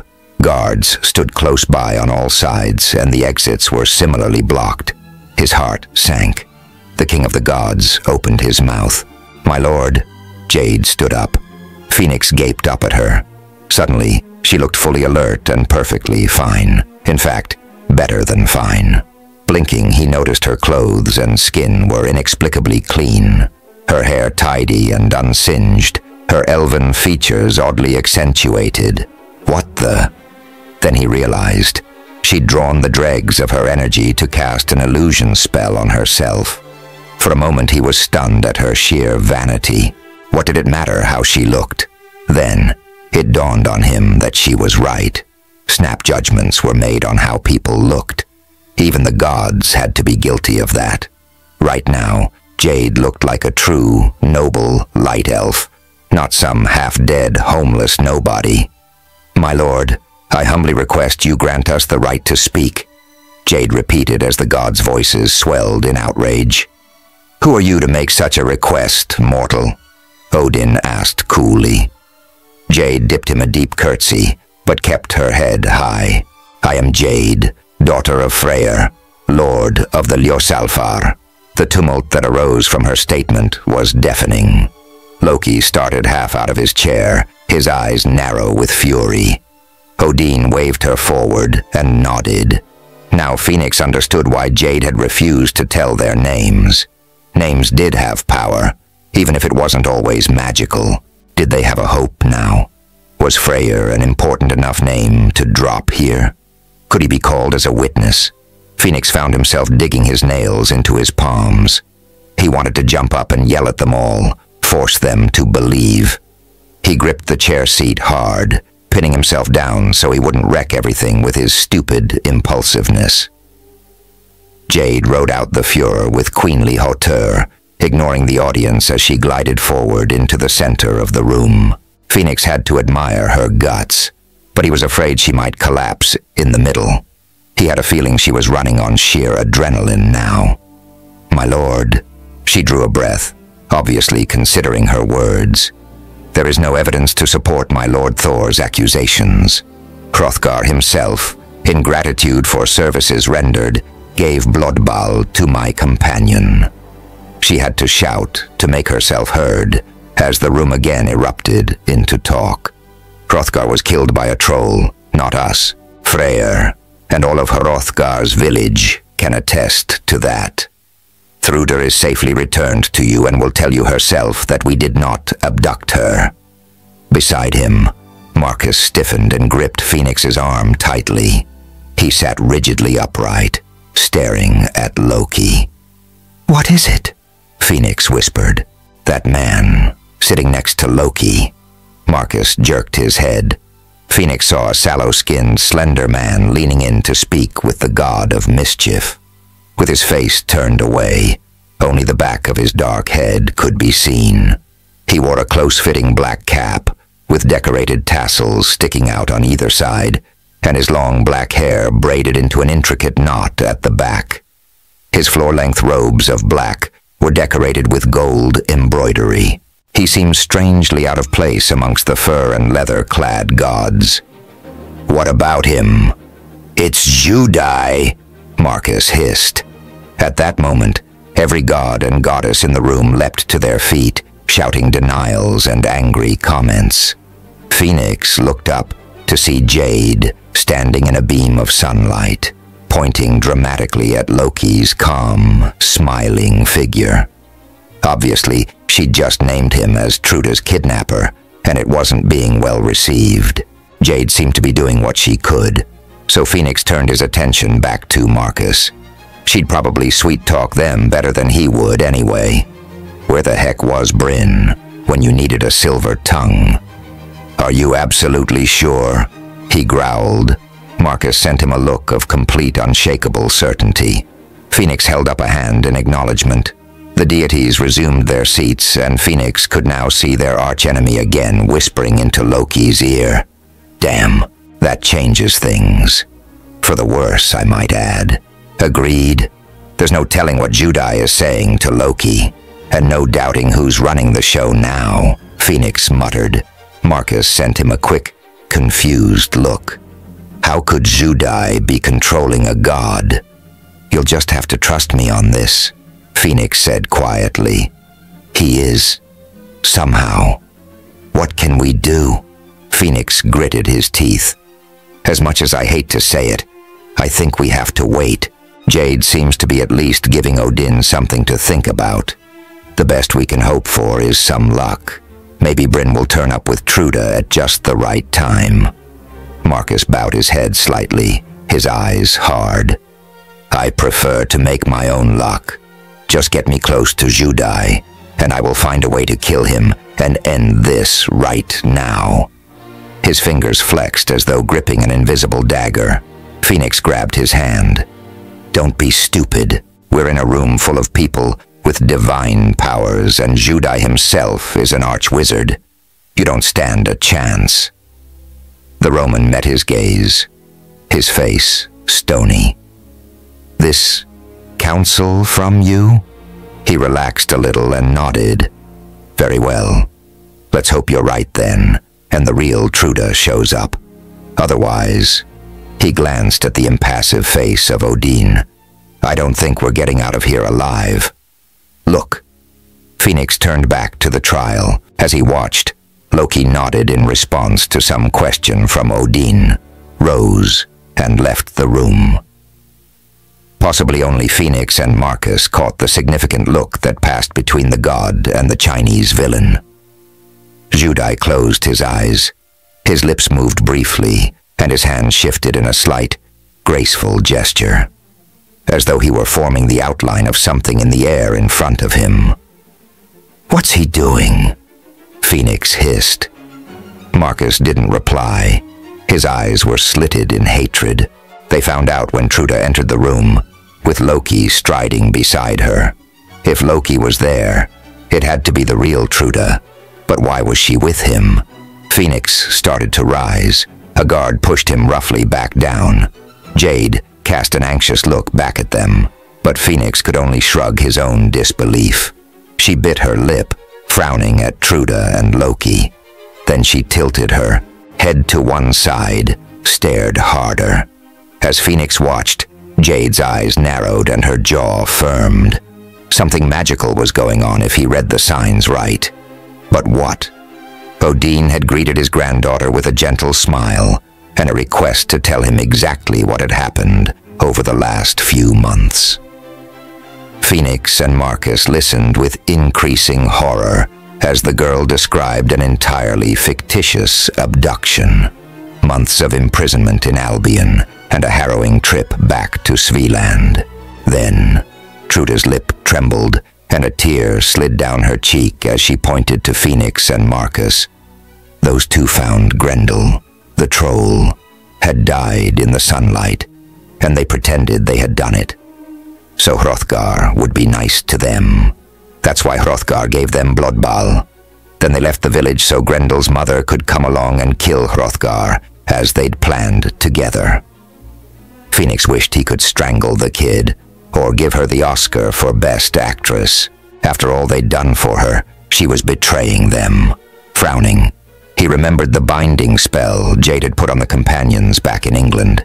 She'd said that if any of the group betrayed them, they would all get a sharp pain in the hand, and the vine she'd used to bind them would reappear. So where was it? Sick realization hit. Truda hadn't been part of their group when Jade had done the binding ceremony. She wasn't constrained by that particular magic. There was nothing to stop her deceiving them. Had she been working with Loki and Judai all along? Was this all some elaborate trap? Phoenix's head spun as he tried to wrap his brain around all the what-ifs and but-thens of the situation. It just didn't make sense. "My lord!" Jade shouted over the hubbub that followed Truda's testimony. Truda now sat quietly beside her father, looking the picture of injured innocence. Loki sat next to Judai, neither speaking nor moving. Odin frowned at Jade, but waved the audience quiet again. Phoenix wondered what on earth she could do after that little performance. As far as he could tell, they were so toast, it was a wonder they hadn't already been sliced up. "That is not Thruder." Jade pointed at Truda. This time, Odin quelled the uproar before it even started. "Explain yourself, mortal," the king of the gods growled. Thor laid a protective hand on Truda's head. Jade drew a deep breath. "If you bring me 2 small items, I can prove I speak the truth." Odin hesitated, obviously annoyed. "Please," she begged. "This girl is not who you think she is." Phoenix held his breath. So did the entire room. Odin glanced narrowly back and forth between Truda, Jade, and Thor. Thor shrugged slightly. Odin nodded. "Very well. What do you need?" "Just 1 small seed and a handful of soil." Jade's lips drew back in a fierce, glittering smile. Truda gasped. Phoenix and Marcus exchanged puzzled looks. What on earth did she need a seed for? After a flurry of discussion and argument, a guard brought a bucket of soil and some sort of seed and dropped it into Jade's hand. She gestured toward Truda, who shook her head and shrank back against her father. "Come, daughter," Thor prompted. "You are well protected here. There is nothing to fear from this mortal. Let her fail her little experiment, and we can get on with sacrificing them." He pushed her in the small of the back, and she stumbled out into the room. Jade knelt on the floor. She tipped dirt out and poked a finger into the top of the pile. Understanding began to light up Phoenix's brain. Marcus nudged him and pointed toward Judai and Loki. While Loki still sat like a statue, Judai was frowning, clearly unsure what was going on. Jade dropped the seed into the hole and patted it closed. She stood up, glaring at Truda. "Make it grow," she ordered. The assembled gods gasped as enlightenment hit. Truda was a goddess of spring growth. If this girl was Truda, then she should be able to make the seed grow into a plant, as she did with the lily. Phoenix looked again at Judai. His face was a mask of fury. His lips began to move as he stared fiercely at the small pile of dirt. Phoenix blinked in surprise. Loki had, just for a second, flickered like a bad special effect in a movie. It happened again. What the? Unexpectedly, Jade grabbed another handful of dirt. In one smooth move, she threw it at Loki and Judai. Judai flung up his hands to shield his face. Loki simply sat there, unresponsive. The dirt flew straight through his body, falling to scatter on the people behind and the floor around. Still, he didn't move. There was stunned silence as the assembled gods tried to work out what was happening. "That is an illusion cast by him," Jade yelled, pointing at Loki and Judai. "This is the true Loki, shapeshifter and master of deceit. They are your enemy, not us." With a cry of frustration, Truda Loki morphed mind-bendingly back into his familiar shape. The illusion Loki dissolved. Judai stood and tried to slide out through the confused crowd. He came up against the huge, hard body of Thor and stopped dead. Loki snatched Jade into his arms, spinning her about and holding a long, wicked-looking blade to her throat. Phoenix knew it was time to move. Jade had done her part. Now it was time for his. Chapter 22. Leaping to his feet before the guards could react, Phoenix sprinted the length of the hall with Marcus pounding only a few steps behind. "Stop!" Loki shouted, "or I'll kill her." He pressed his knife into Jade's throat. A scarlet trickle slid down, showing bright against her white skin. Phoenix skidded to a halt only meters away. He looked at Jade. She stared back, green eyes wide. She'd already lost 2 lives in this level and couldn't afford to lose any more. He had to save her without letting her die again. An idea hit. These were war gods, surely. "My Lord Odin," he yelled, not taking his eyes off Loki. "I ask for the right to justice by combat. We have proved ourselves innocent of the charges falsely laid by Loki and his advisor, but he has wronged us, and I will be avenged." That ought to be suitably dramatic for a hall full of gods. Phoenix grinned nastily at the astonished look in Loki's eyes. "Granted," Odin roared, thumping the end of his javelin into the floor. The pantheon of gods sat back down, breathlessly awaiting a battle. Loki shoved Jade aside. She stumbled, falling into the arms of a guard. Loki held out his hand. A guard slapped a sword into it. He sheathed his knife and dropped into a fighter's crouch, circling left toward Phoenix. Phoenix glanced about for help. Surely someone would hand him a sword, too. Marcus and Jade were both struggling in the grip of guards. No one rushed to his aid. Great. Bare hands against a sword.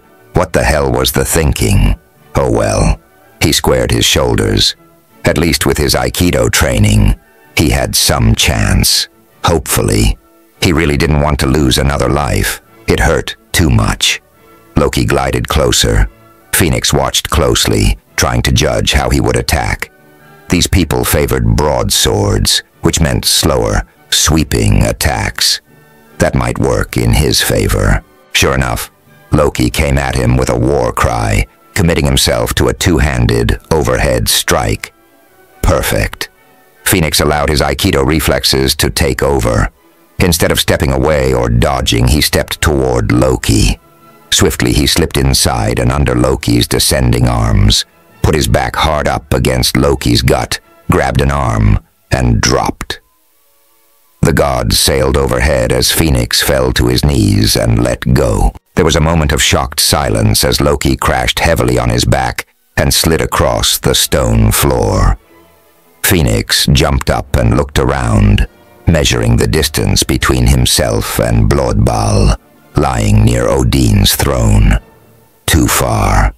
Loki rose, shaking his head. He rotated his shoulders and neck.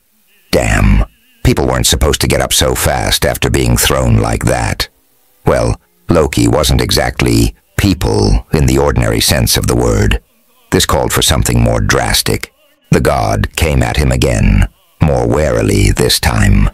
He'd learned his lesson and now began jabbing at Phoenix almost like a fencer. A broadsword wasn't the ideal weapon for this technique, and even a god's arm would. To tire after a while, Phoenix hoped. He just had to stay out of reach, until it did. So they danced around the room, with Phoenix spinning, twisting, and trying to maneuver closer to where Blodball lay just out of reach.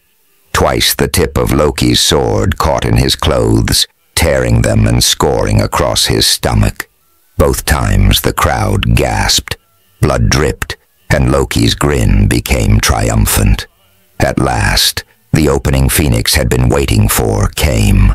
Loki overreached himself just a fraction. Stepping aside and turning fast, he grabbed Loki's sword hand and helped him overbalance just a little more. Then, with a quick twist of his hips, Phoenix folded Loki's wrist back and threw him in a move known as kotageshi. The god fell heavily, hopefully with a painfully dislocated shoulder or wrist. Phoenix held on to the hand and yanked the sword free. Putting his foot on Loki's neck and the tip of the sword there too, Phoenix grinned triumphantly down at the god. "Yield," he demanded. "No," Loki snarled. From under his clothes, he pulled a dagger and jammed it to the hilt into Phoenix's calf. Someone screamed. Several people yelled in anger. Pain lanced through his leg, and Phoenix staggered back, dropping the sword as he overbalanced. Loki sprang lithely to his feet and snatched the blade up again. He stalked closer, bloody dagger in one hand, broadsword in the other, murder in his gray eyes. No dislocation then. Man, these guys were tough. Phoenix steadied himself and tried to put weight on his foot. The leg refused, and the pain blinded him. Loki's blade had severed the hamstring. He forced himself to stand straight and smile. Loki frowned, glancing at the blood pooling now on the floor beneath Phoenix's foot. His frown vanished into a gloating gleam. He advanced. Phoenix stood his ground. He had no choice. "Phoenix, catch!" A shrill, familiar voice pierced the fog of pain. Bryn, the Breton boy, was holding something.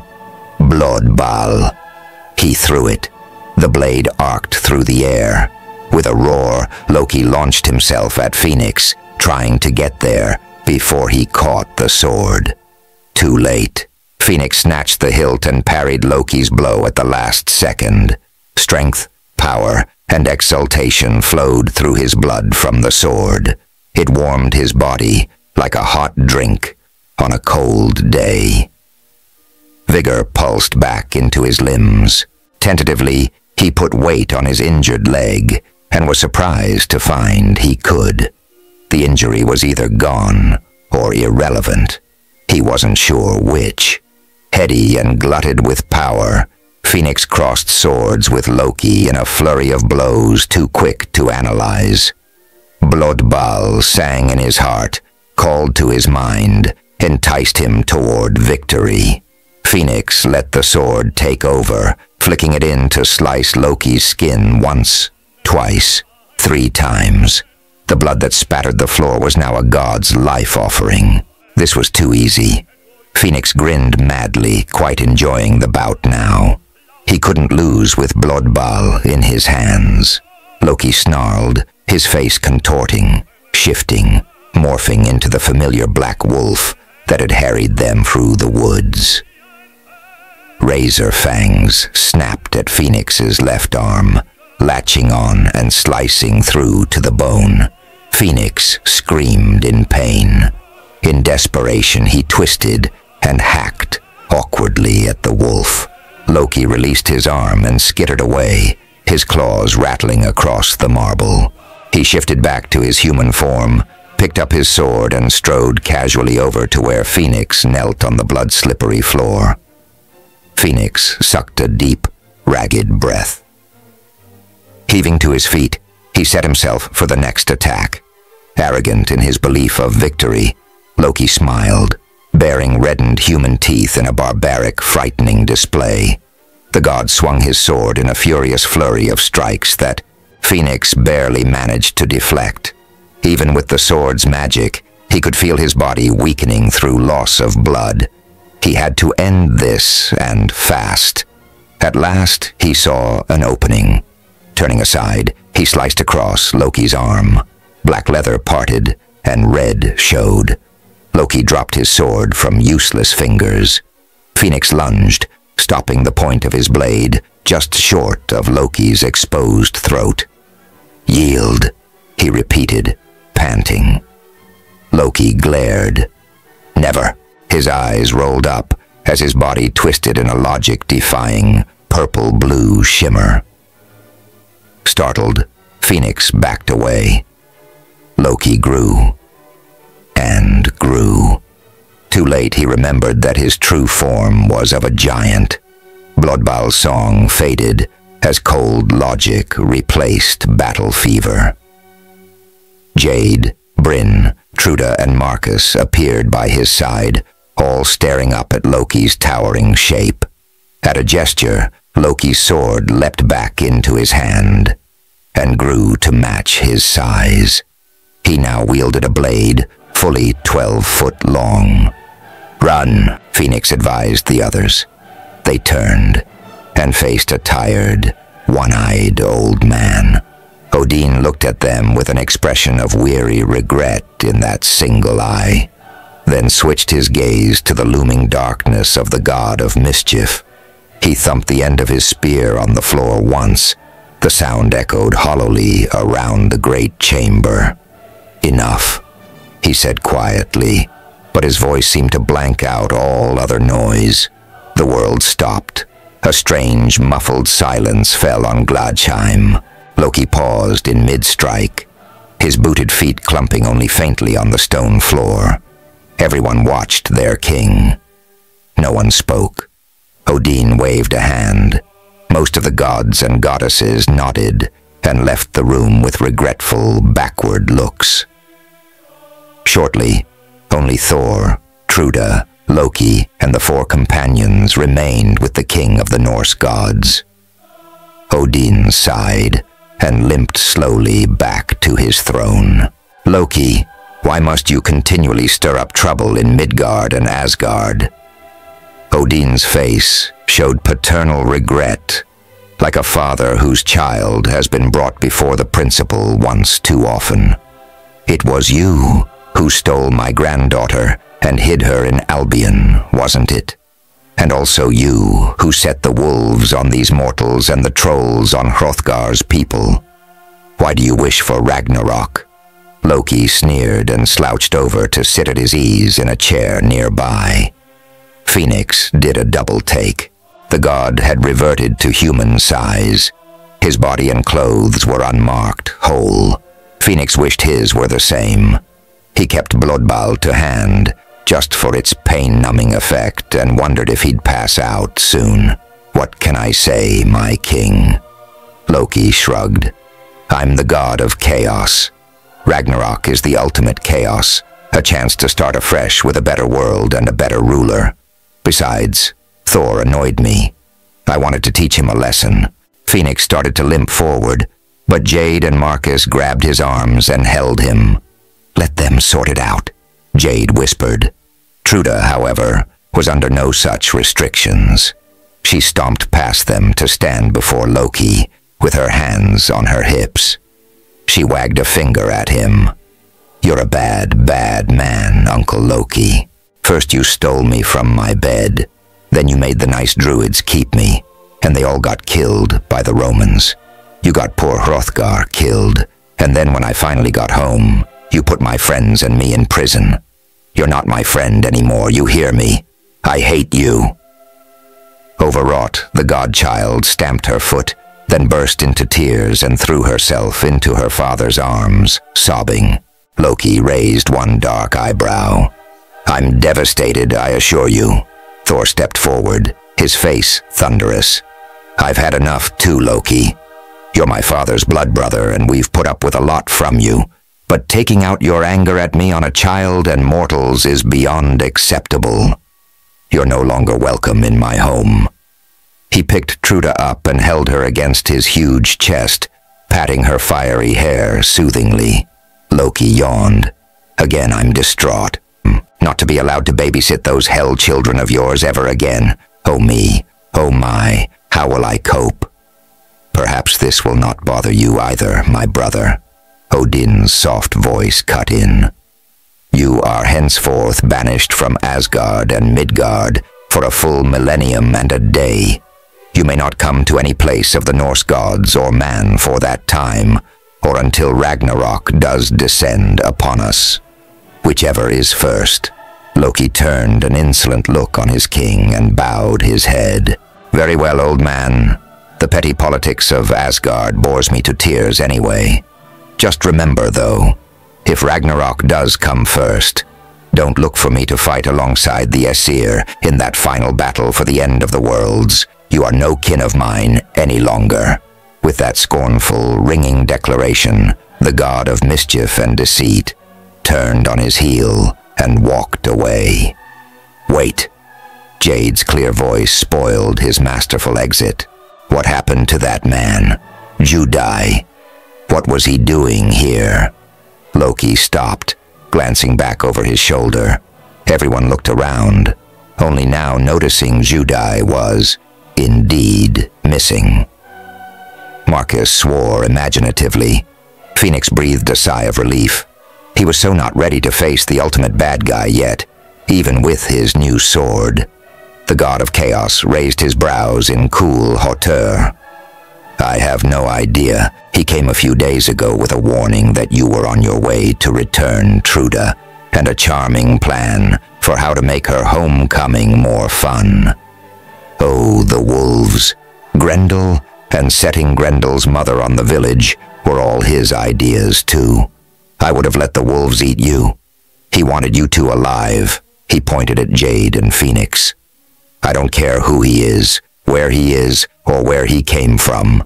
He can rot with the rest of you mortals. He gave them a stiff, shallow bow and left the hall without looking back. Epilogue. Do you believe him? Jade asked the others. It was the next morning and Truda was off with Thor, celebrating her birthday by bringing spring to Midgard. Ragnarok had been averted. The companions were seated comfortably around a long table in Truda's home, Bilskirnir. After Loki's departure, Odin had wearily dismissed the charges against them, healed Phoenix's leg, and sent them all to Bilskirnir with a careless wave of his hand. There, Thor's wife, Sif, fussed over Truda, and then over all of them. They slept in wonderful beds, bathed luxuriously, and ate until they were stuffed and sleepy. Sif even managed to trim Jade's singed hair neatly, although it was a lot shorter now. Who? Phoenix asked, yawning. Bryn was attempting to slice an apple in half with his hand-me-down sword. Phoenix and Marcus had been teaching him swordplay, while Jade replenished her strength and her herb supply in Sif's garden.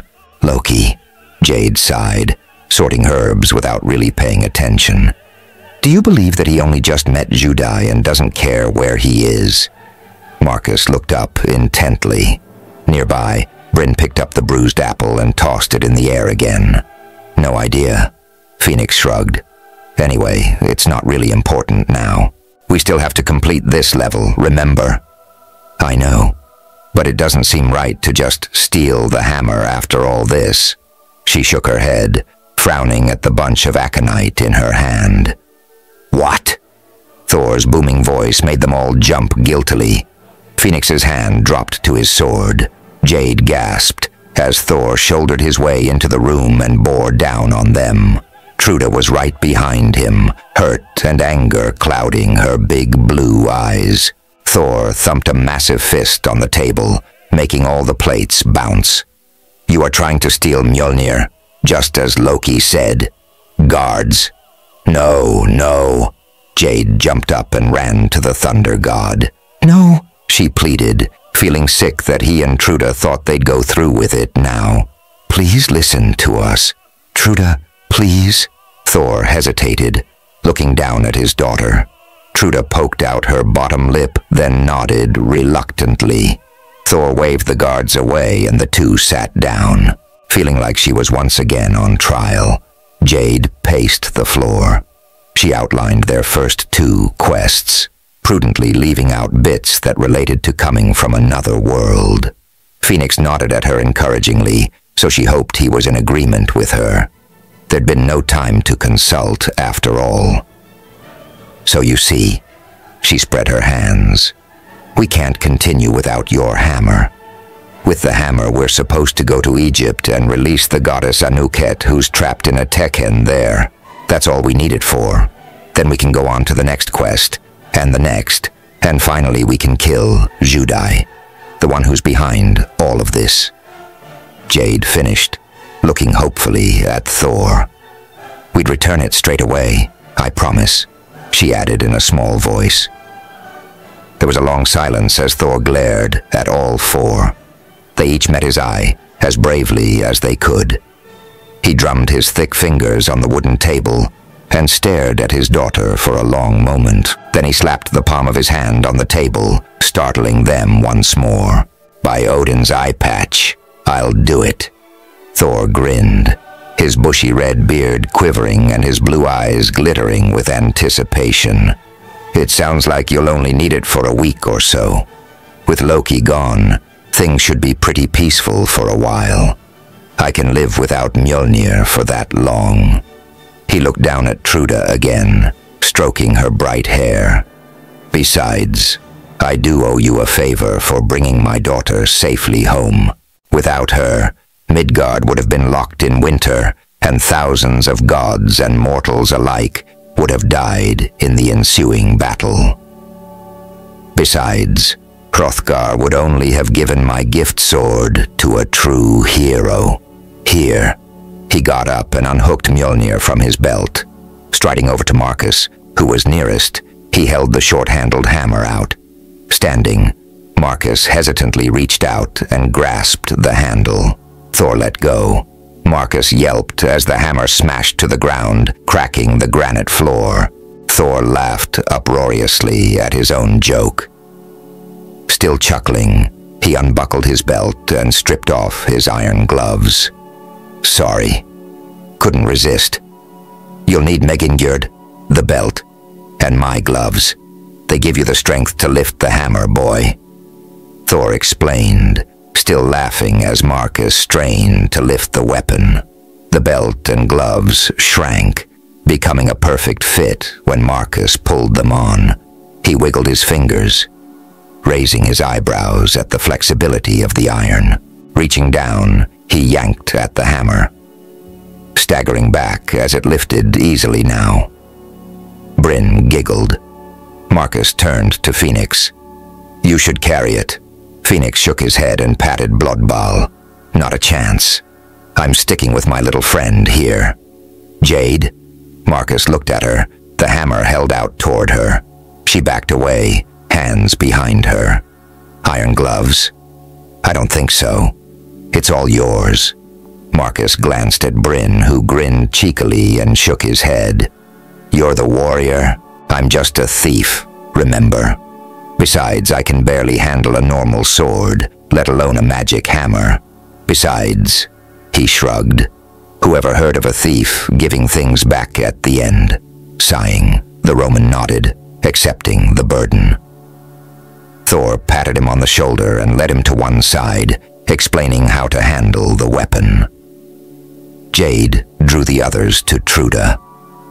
I guess it's time for us to say goodbye, she said sadly. She had become quite fond of the girl.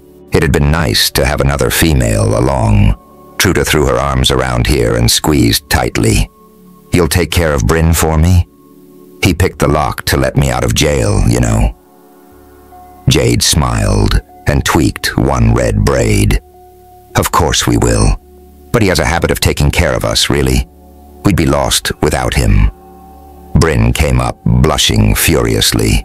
Truda hugged him and gave him a kiss on the cheek. He flushed even more. Phoenix rescued him by tapping Truda on the shoulder. The girl looked at him doubtfully for a moment, before wrapping her arms around his stomach and hugging him too.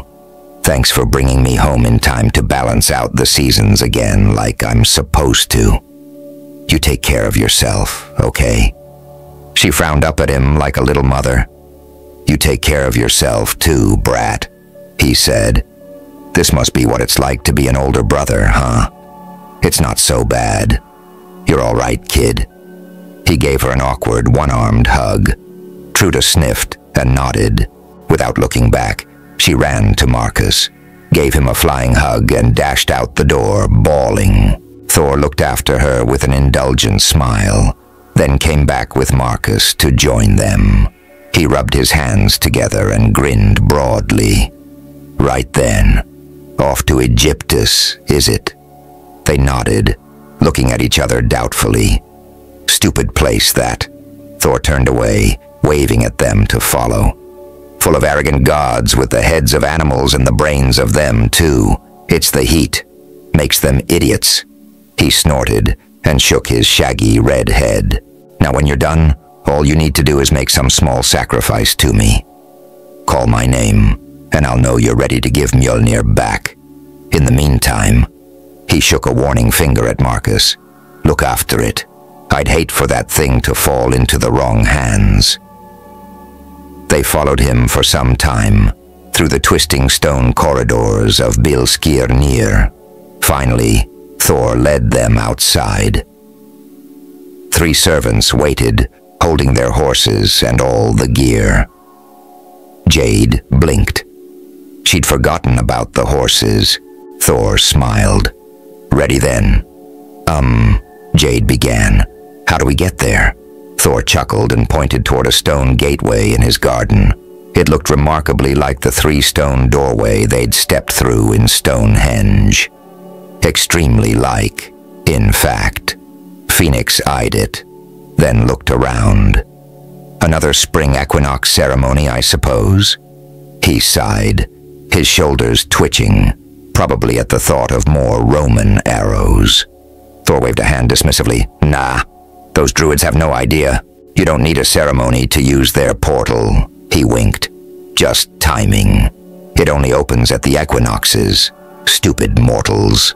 This portal, however, links up with Midgard anytime and anywhere you want. Just say where you want to go, walk through, and there you are. He walked up, laid a thick-fingered hand on it and said, Egyptus, in a clear voice. Then he nodded with satisfaction as the liquid-looking surface shimmered into existence. I know the elves use those tapestries of theirs, but this has so much more dramatic flair, don't you think? Makes a good garden ornament, too. The group was silent a moment. You mean that whole spring ceremony thing back in Albion was a waste of time and people? Jade couldn't help the surge of anger and grief that welled up in her heart. at the thought of the sacrificed druids and destruction of Stonehenge. "And we didn't have to ride up that bloody rainbow bridge to Alfheim?" Phoenix chimed in. Thor shook his head, laughing. "You rode over Bifrost? Ha! I'd say Freyr just wanted to scare you. Well, there you go then." The god nodded genially at the stone doorway. The four companions exchanged grim glances. Thor's scornful laughter at the druids brought home, once more, the precarious nature of their quest. They were at the whim of the gods, whatever magic forces were pushing them on, and an arch-villain who wanted them dead. As soon as they stepped through the portal, it all started again. But harder. Jade caught Bryn's eye, then Marcus's. "Are you sure you two want to do this? You can back out now and use this thing to go back to your homes, if you want." For a second, Bryn's young face showed a flash of longing and fear. Then he squared his thin shoulders and shook his head. Marcus stepped forward and laid a hand on the boy's shoulder. "We're with you," he said firmly. "Let's go then." Phoenix grabbed the reins of the nearest horse. He waved thanks to Thor and marched purposefully toward the glistening doorway. Bryn, Marcus, and Jade followed quickly, leading their mounts. Thor watched a moment, until first they, and then the shimmering surface, vanished, then shook his head and walked away. What fools mortals are.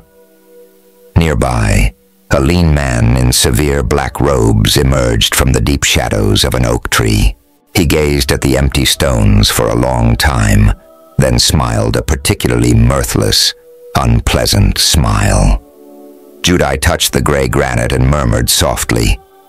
When the glistening portal appeared, he sent a last, contemptuous look at Thor's castle, and vanished through the stones. A taste of things to come. Book 3. The Tekken of Anuket, Chapter 1. Phoenix stepped through the portal into warm, still darkness. Somewhat belatedly, he drew his sword, Blodbal, and held it ready. Peering into the gloom, he listened intently for movement. Nothing. This unknown place was heavy with ancient, silent shadows, its air dusty and dead. As his eyes adjusted to the glimmer of light given off by the portal, Phoenix could dimly tell they were in a large, rectangular room of some sort. Regularly spaced stone columns supported a stone roof. Carefully, he edged forward with his sword out, the other hand still holding firmly onto his horse's reins. The stallion whuffled nervously, pushing at him with its nose. Hooves clattered loudly on a stone floor. What was it with the darkness thing? Everywhere they went, he, Jade, and their companion seemed to end up in some lightless hole, usually a prison. Didn't anyone build with windows in the year 80 AD? Or were the programmers of this benighted computer game just plain nasty? After consideration, he favored the latter idea. The geeks who wrote the game he and Jade were trapped in had probably quite enjoyed dreaming up the unpleasant little nuisances he'd experienced so far. Giant trolls, armies of Roman soldiers, evil sorcerers, and power-mad henchmen. So what was in store for his troop now? They were in Egypt, so surely it would be mummies, or sphinxes, or maybe a horde of bad-tempered, stampeding camels. Ow! Jade's pained outcry told him the others were right on his heels. Stumbling in haste, he tugged his horse forward to make space for them. More hooves echoed. Bryn and Marcus stepped through. Marcus had his bow ready, an arrow notched. Bryn had drawn his new sword and was glaring into the gloom. Abruptly, the faint light vanished as the gateway between Asgard and Egypt popped out of existence with a slight slurping sound. Come what may, they'd arrived on level 3. "Everyone okay?" Phoenix called over the stompings and nickerings. One by one, the others assured him they were all okay. "So," he continued, "on to the second question. Anyone know where we are?" There was a small silence. Then Bryn's cocky voice piped up. "Egyptus. Thanks for that. "Helpful," he said sarcastically. He heard a fleshy thump. Bryn squawked, and Phoenix grinned, guessing Marcus had whacked the boy on the arm. "Hang on," Jade said.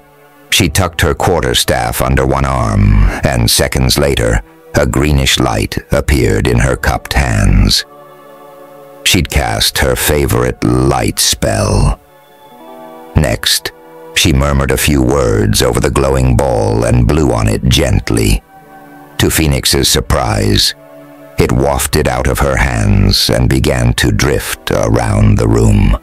"Nice new trick," he admired. Jade grinned. "Courtesy of that spell book Asulfur gave me back in Sweden." She sent another off in a different direction, then a third. Soon the room was eerily lit by what looked like a dozen giant firefly backsides. With a soft exclamation of delight, she hurried over to the nearest wall. Phoenix handed his reins to Bryn and joined her, wondering what she found so fascinating. As far as he could see, it was just a wall covered in pretty pictures. "They're hieroglyphs," she breathed, brushing reverent fingertips over the jewel-colored images. Bryn and Marcus arrived, peering over her shoulder. "Did you tie the horses?" Phoenix asked Bryn. "Nope. Where would they go?"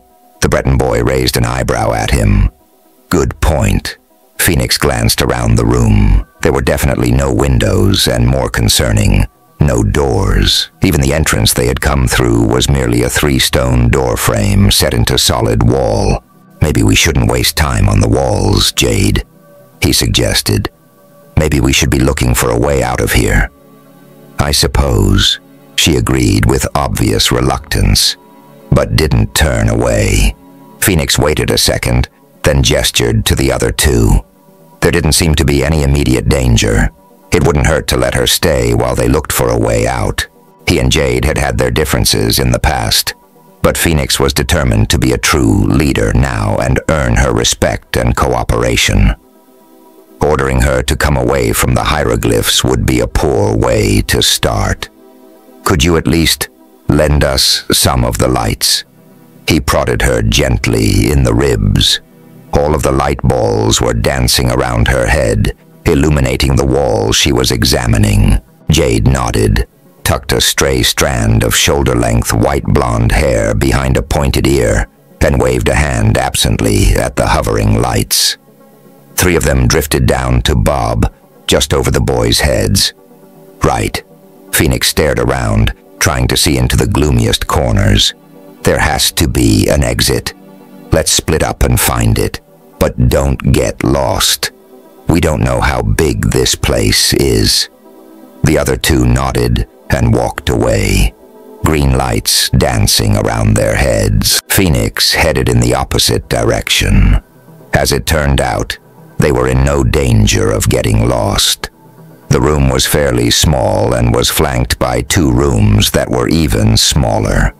Bryn found what had to be the original door, but it had been built in with large, firmly mortared limestone blocks. There was no exit.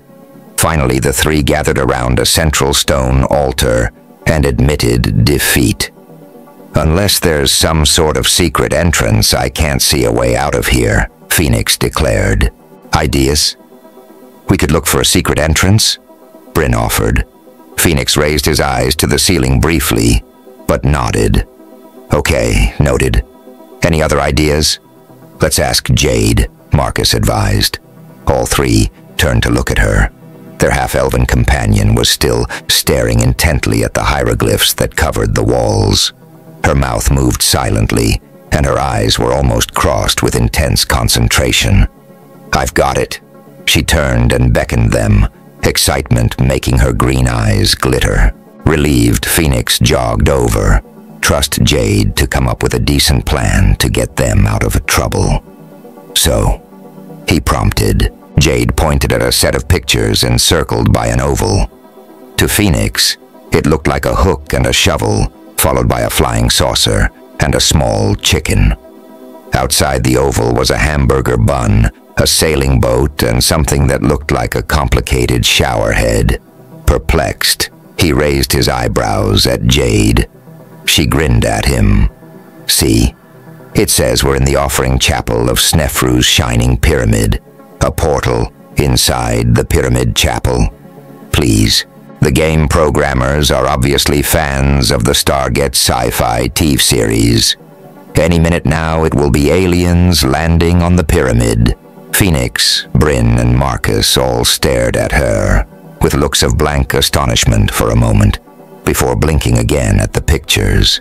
Phoenix decided to ignore the Stargate comment, as he'd never watched the show, and had no idea what connection it had to their current problems. He examined the hieroglyphs again. He even tilted his head and closed one eye, hoping that would help. It still looked like a chicken and a complicated shower device. "I'll take your word for it," he finally said. "Does it say how to get out of the chapel of Snefru's shining pyramid by any chance?" "What?" "No, it's all about what a great pharaoh Snefru was and how he's going to get to the afterlife." Jade blinked at him. "Can't you read it?" All three of the boys shook their heads. "Huh." She pulled down her mouth. "I thought that language spell Asul for cast back in Olshammer would work the same on all of us. But I guess I'm the only one who can understand and read other languages." "Weird. Very weird, and we're all very impressed," Phoenix agreed patiently. "But will it help us get out of here?" He reached out and grabbed her shoulder as she turned back to the hieroglyphs. "Jade, focus. We're bricked up in this place, and I'll bet horses use lots of oxygen. We need to get out of here." She looked around the room, frowning. "Oh," Phoenix added as an afterthought. "And please tell me that crack about aliens was just a joke." Jade laughed. "I'm pretty sure they wouldn't write something like that into the plot.